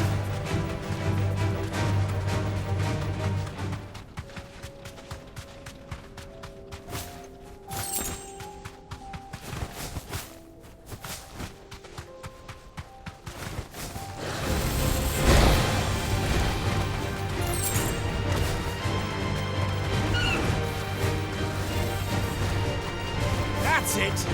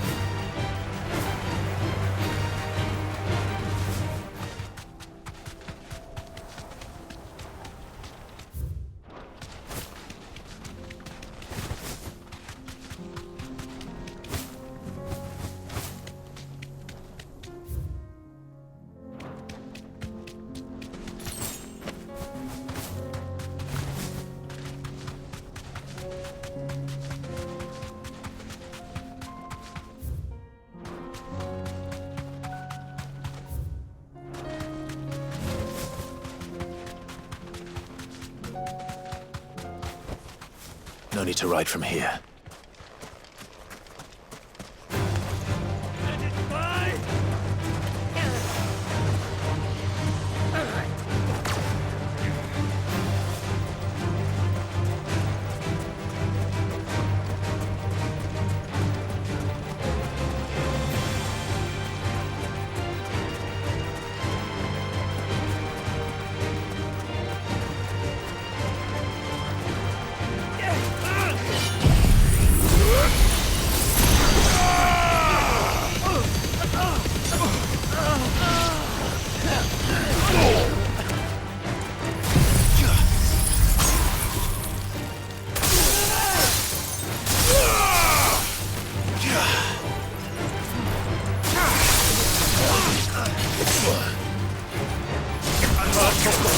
There's a boy.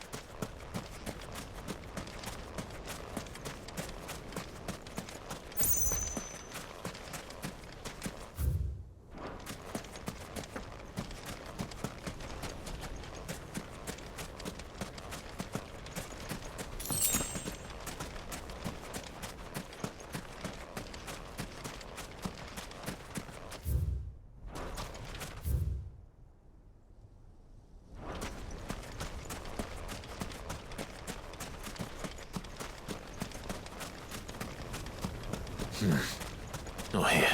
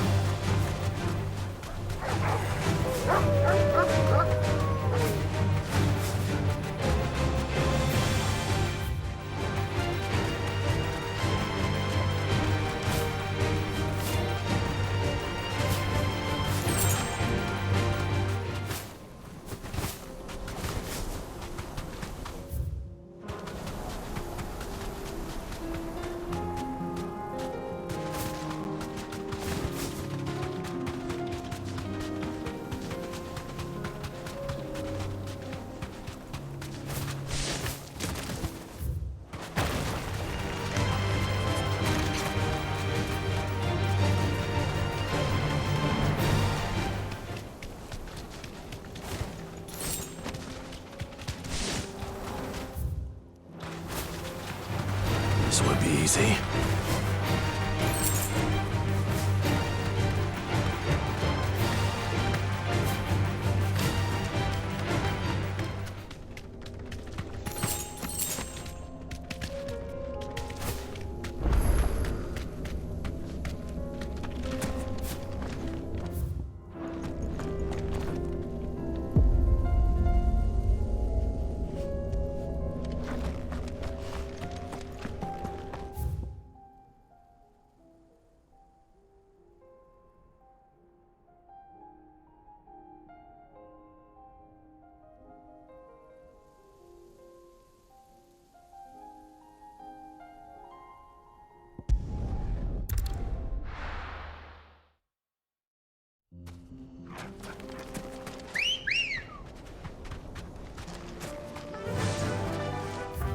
Faster!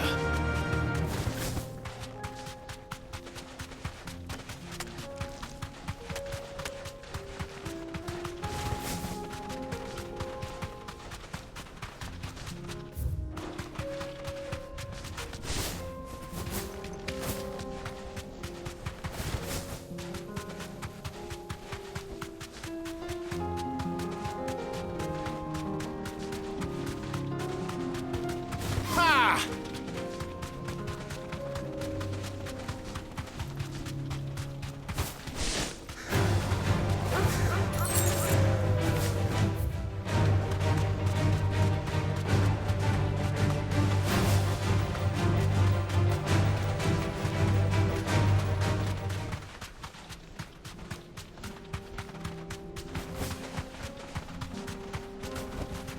Be safe.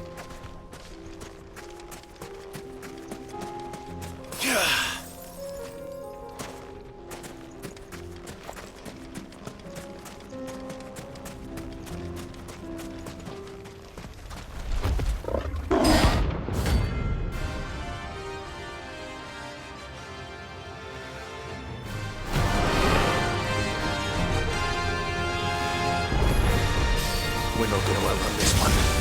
Stay close, Torvald.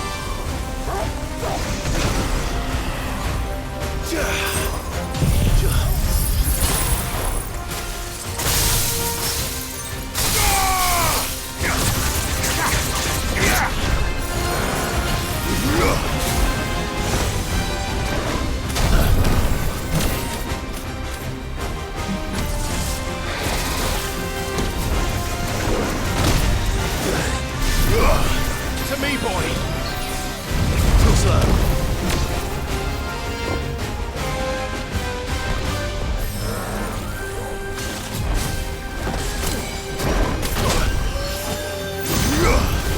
Help me, boy!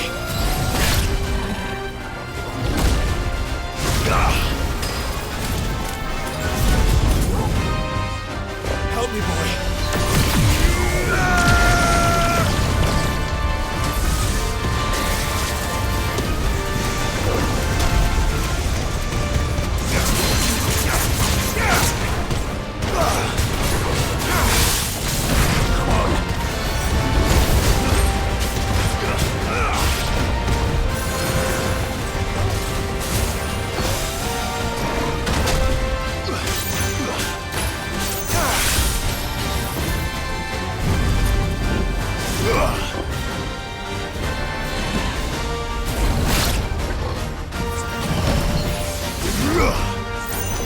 Unhurt, Torgal!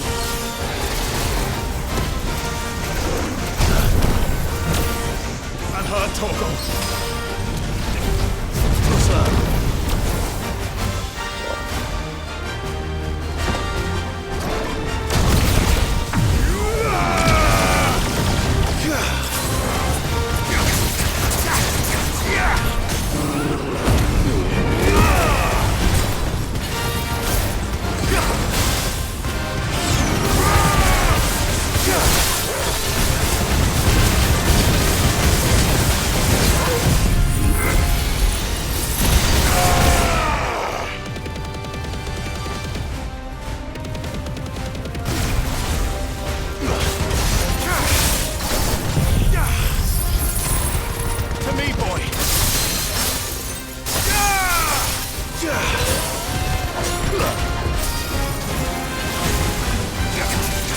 slow.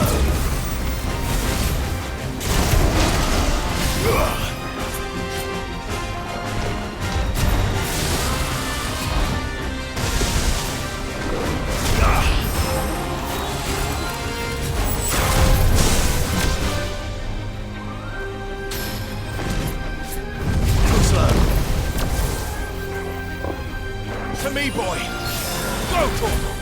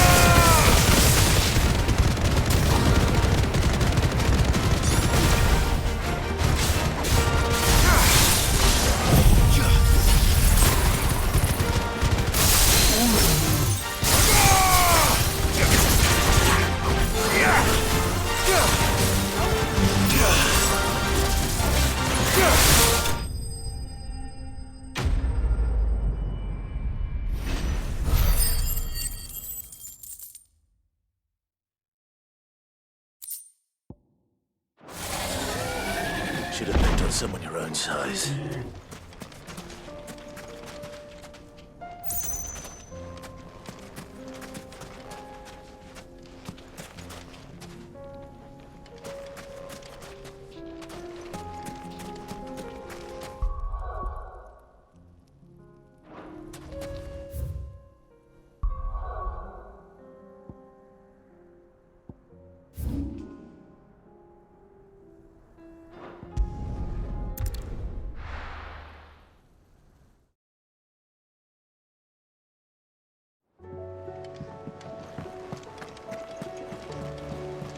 Covered in nicks and lumps that are...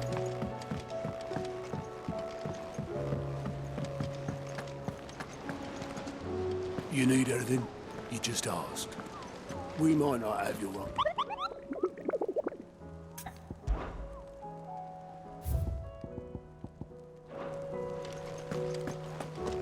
I still say it were a compliment. Ah, Clive. I was wondering when you'd arrive. Please tell me you've come to take our young prodigy here off my hands. I'm not here for Mid. I need information on Ash. Then why not ask Molly if you can look in one of her ovens? Go on. As soon as the Enterprise is ready, we'll be setting out for Drake's Spine. And we're going to need a safe place to land. Preferably one that won't see my ship blown to shit and splinters. If it were that easy, do you think Waloed would have resisted invasion for so long? Very little is known of Ash, and the information we do have is spotty and outdated. We have the good King Barnabas to thank for that. Waloed's borders have been closed to outsiders since the day he seized the throne. If there is anywhere safe to land, you won't find it on my map. Then tell us what we will find. I'm sure you know better than we do. But no splinters. All right. If it will get you out of my hair. But interrupt me, and it's over. Understood?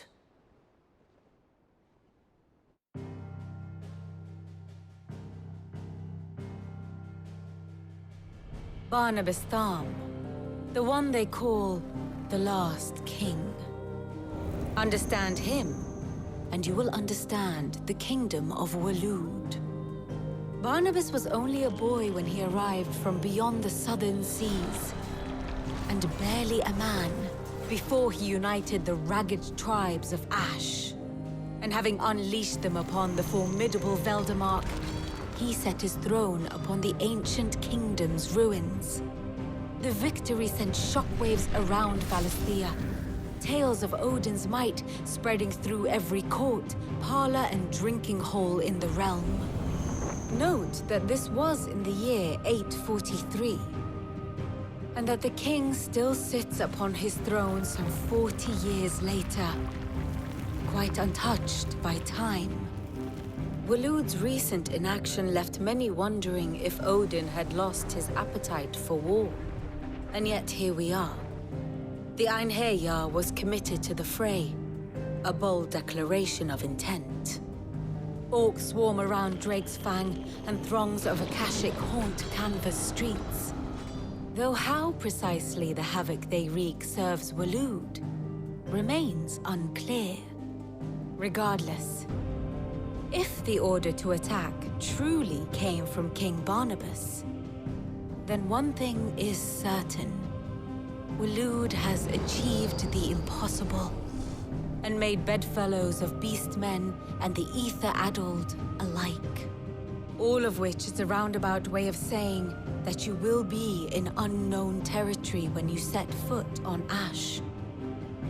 Much of the continent has already been lost to the Blight, and what few ports remain will be fiercely guarded. And that is to say naught of its natural defenses. Offshore currents will cast an ill-equipped ship out to sea one moment, and dash it against the rocks the next. But then the Enterprise is anything but ill-equipped, and Mid has made land there before. Now, if only there were someone with an intimate knowledge of the Shadow Coast, and where a daring gentleman might put ashore.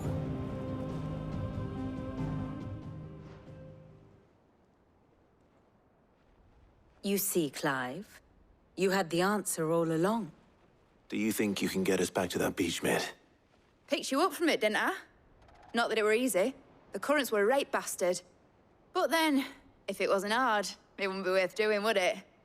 Well said. Thank you, Lady Vivian. If a few morsels of common knowledge and a sprinkling of tavern talk are worthy of your thanks, I wonder what genuine intelligence might earn me. Probably more visits. Mid, I need everyone in the ale hall now. I'll fetch Joshua from the shelves. Aye, aye, Captain.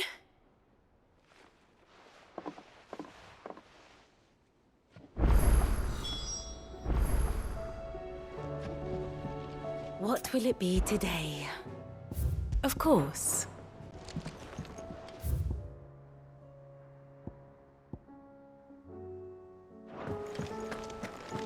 How do you...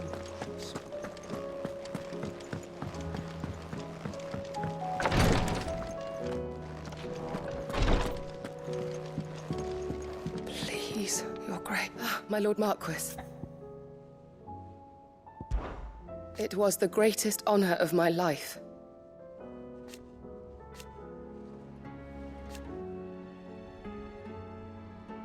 But now, so I bid you. Your companions are kind. I must admit, but I see now.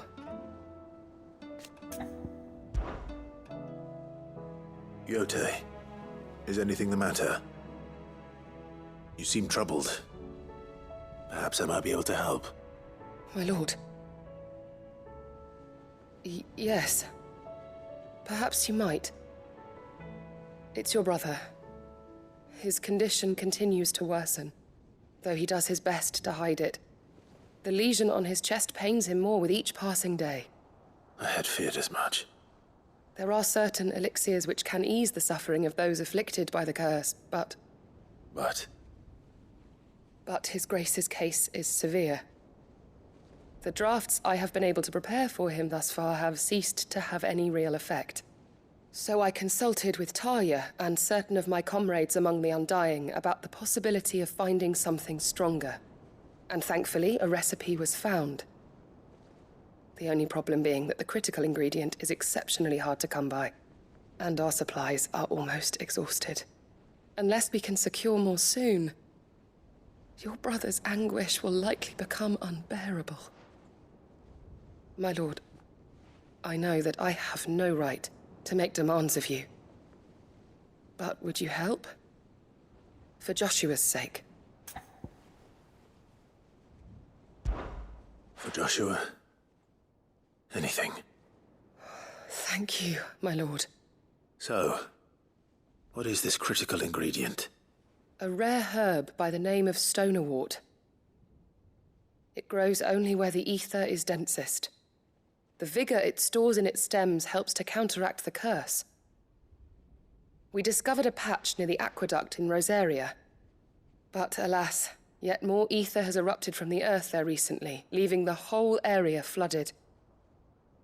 The search continues for a new source. One that we might reach without being turned. So it's only that you can't reach it? The stonerwort itself is unharmed by the flood? Well, yes, but... Then I shall go in your stead. But, my lord... You've yet to find another source, correct? So for now, the aqueduct is our best hope. Besides, I'm a dominant. The ether can't hurt me. Well, if you're sure, my lord. Stonerwort is easily identified by its blood-red blooms. Search around the aqueduct, and you're sure to find some soon enough. I shall remain here and prepare the other ingredients.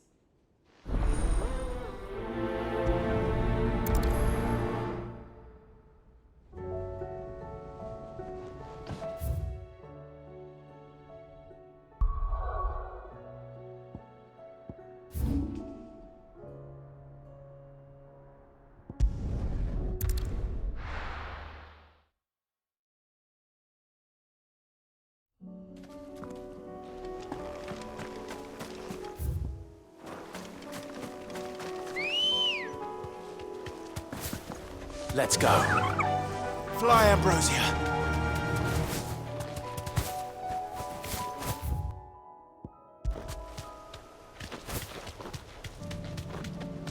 Ha!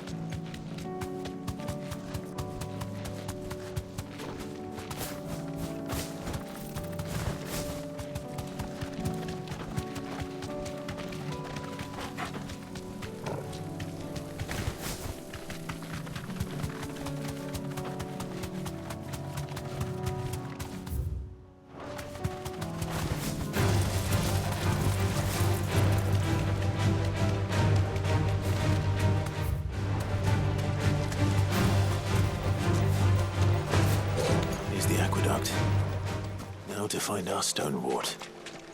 Yote mentioned blood-red petals.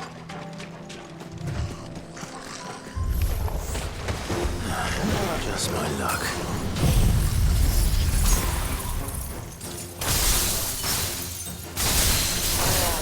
Well, I won't be picking anything till they're gone. There's only one thing for it.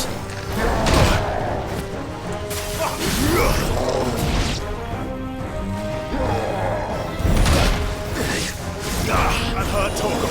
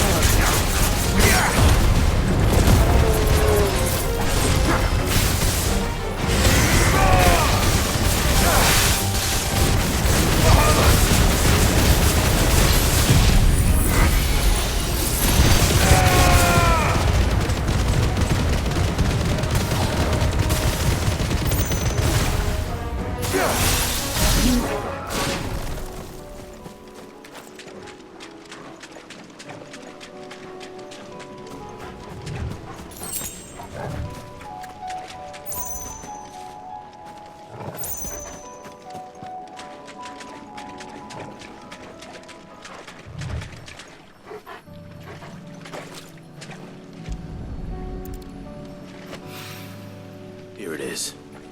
Better collect as much as I can before reinforcements arrive.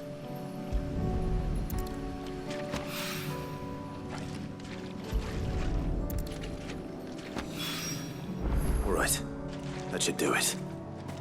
Let's get these back to Yote.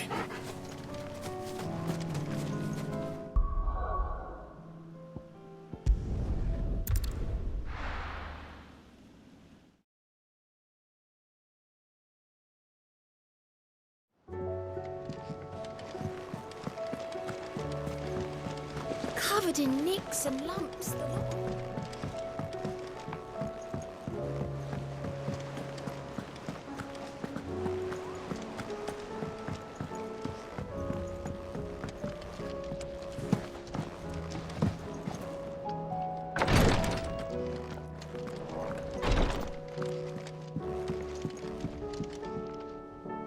Yotei, I brought back all the stone and water I could find. Will this be enough?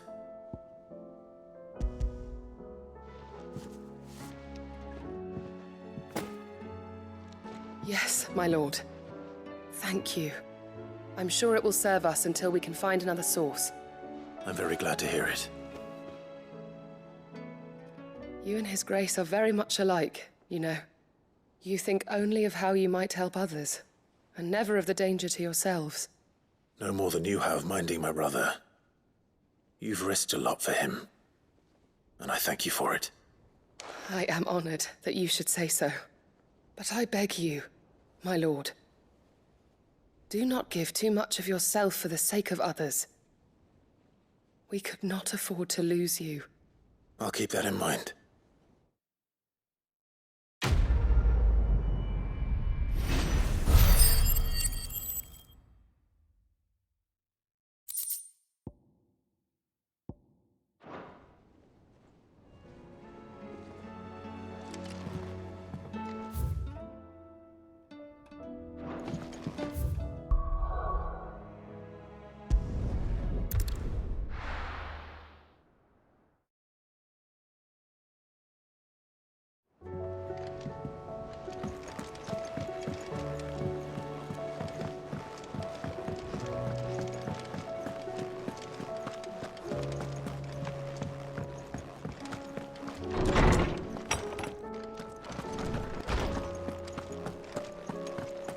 I have no reason to assume. Clive, you must listen to this. Lawsman, tell him. Do you recall when we spoke before on the divinity of Ultima? Well, it inspired me to delve deeper into the subject. And what I discovered appears to agree with the findings of His Grace. You will recall that my quest to uncover Ultima's origins began with the mural at Phoenix Gate. But while I've always known it to be important, its secrets have heretofore eluded me. Now, however, I believe I know where to find the more complete example, one that will reveal all we seek. Master Clive, have you ever in your travels chanced to hear of the Circle of Malleus? I would think not, if you have. But there was once a time when the faith flourished, the oldest known religion in the Twins, and though its popularity eventually waned on Storm, hints of its dogma remain embedded in more modern faiths such as the Crystalline Orthodox. Wait, you said it waned on Storm. What of Ash? Religious monuments are often torn down or repurposed when new faiths rise to prominence. But if no new faith arose, then perhaps the ancient temples might still stand. And so, you see now why I must accompany you to Waloed. It would appear the past still has much to teach us, though in this case, it would not have been possible without the musings of Moss.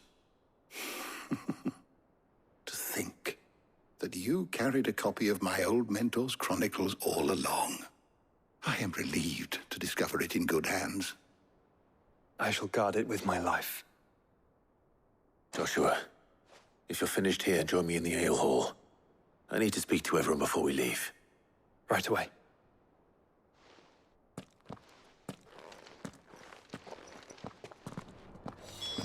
Mid said I can ride the Enterprise.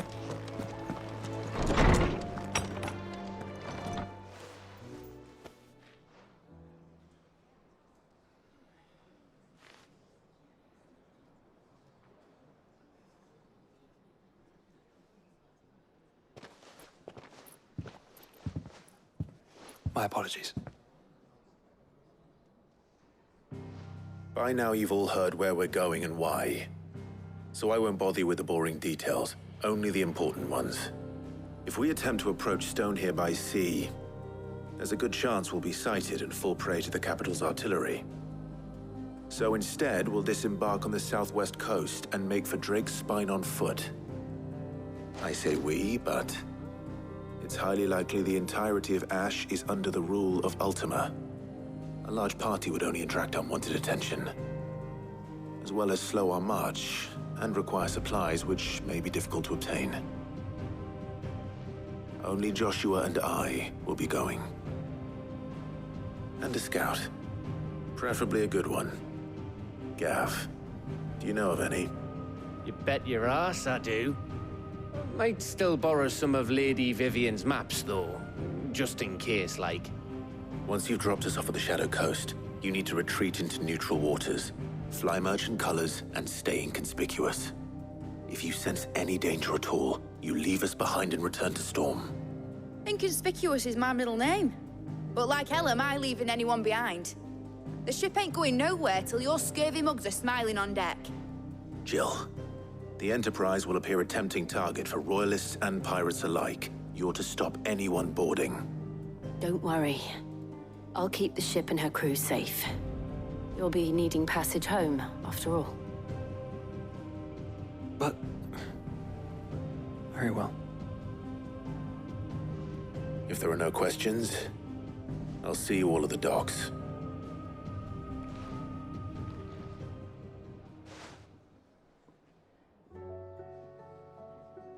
Let me know when you're leaving. I want a word before you go. Of course.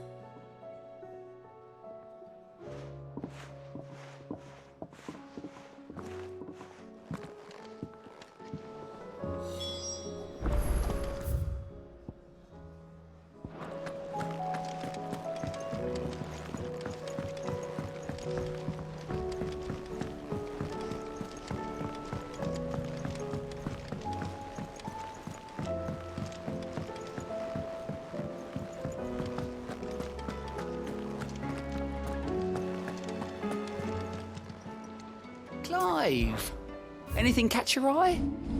Always something in there.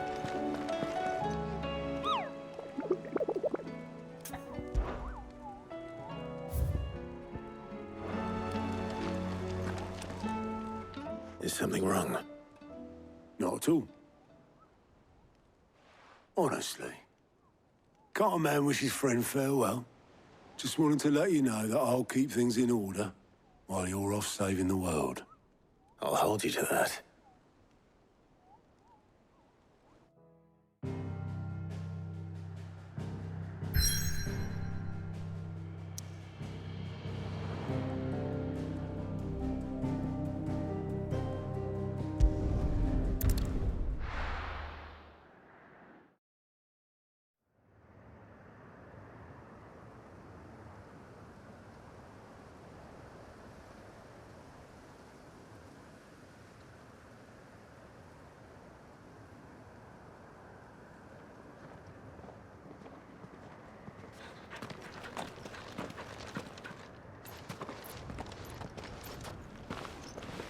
Reckon it'll be a long walk to the capital if we follow the cliffs. I'll scout ahead, see if I can't find us an inland route.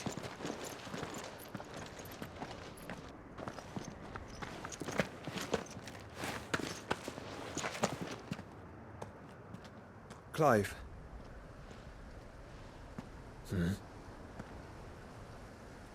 There's something I've been meaning to ask. You took her icon, didn't you? Yes, I did. She understood.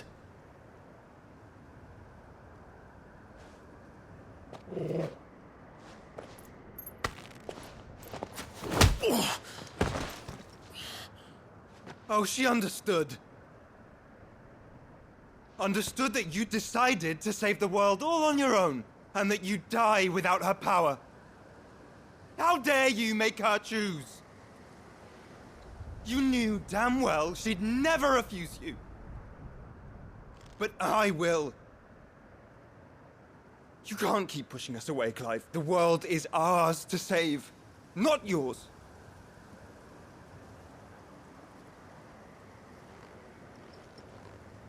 I used my gift because I thought it was the right thing to do.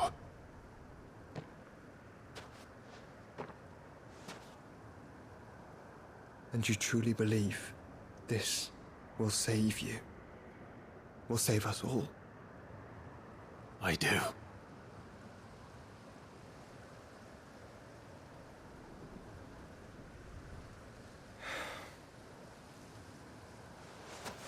Then so be it.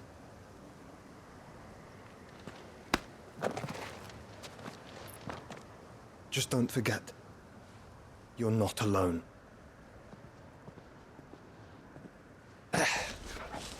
Think I found us a trail. Did I miss something?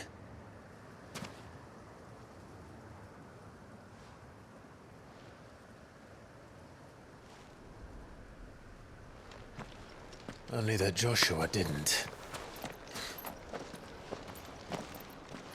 I don't get it.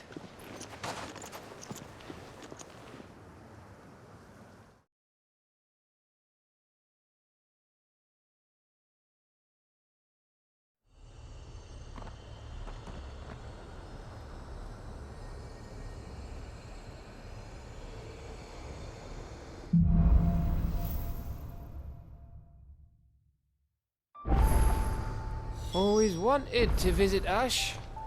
We're in Waluda territory now. Don't expect a warm welcome. Oh, I don't know, Clive. That castle over there looks inviting enough. Shall we sample its inhabitants' hospitality?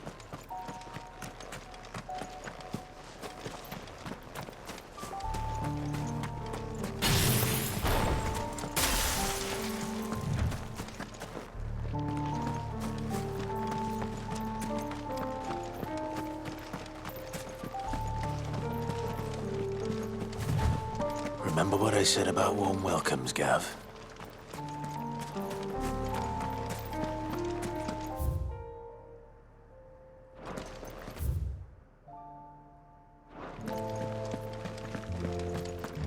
Oh, this place is as dead as Grieger's ghost.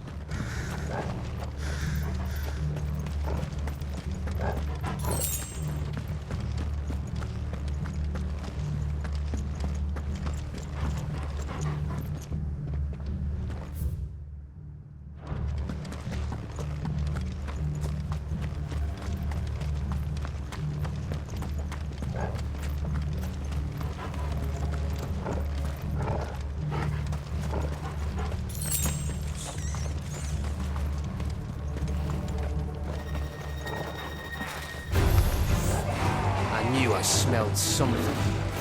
I see only orcs and a Akashic here.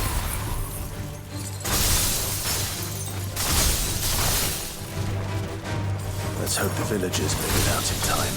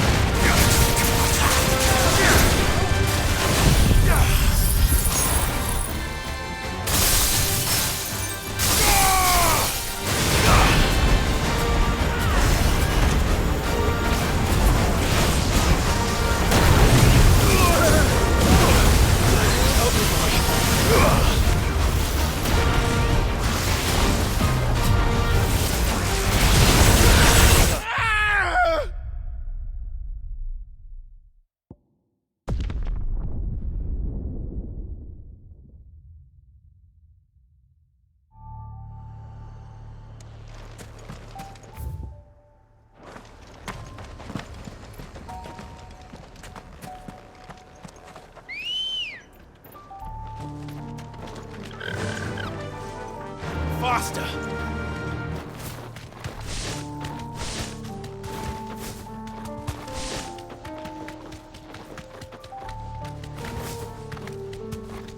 That's it!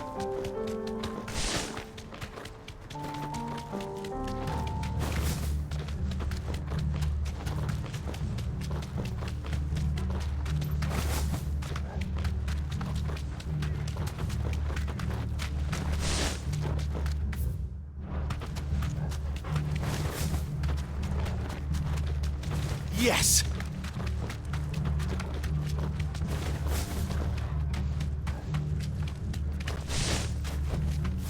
Thanks, girl.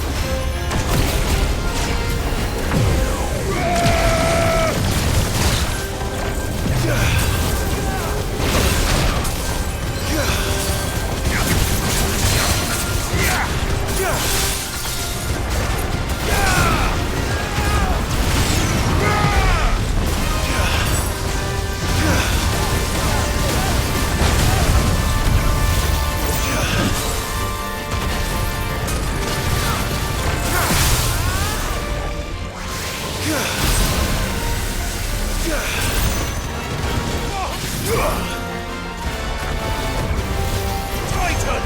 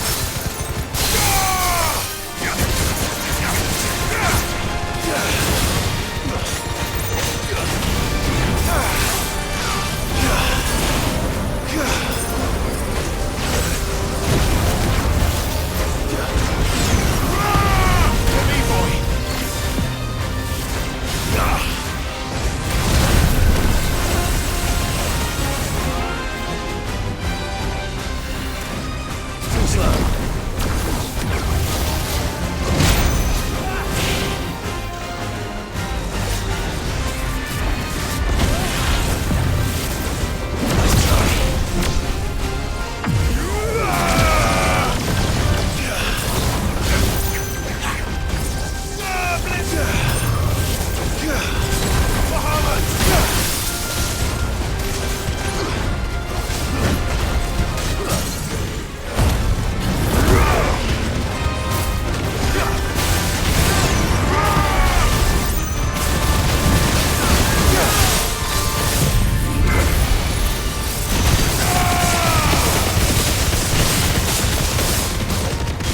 Farewell!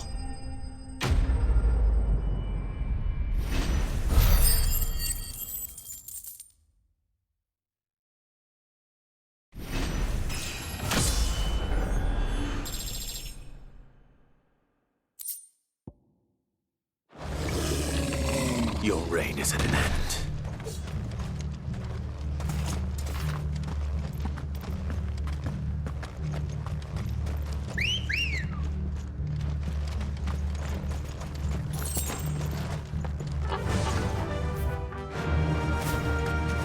That's it.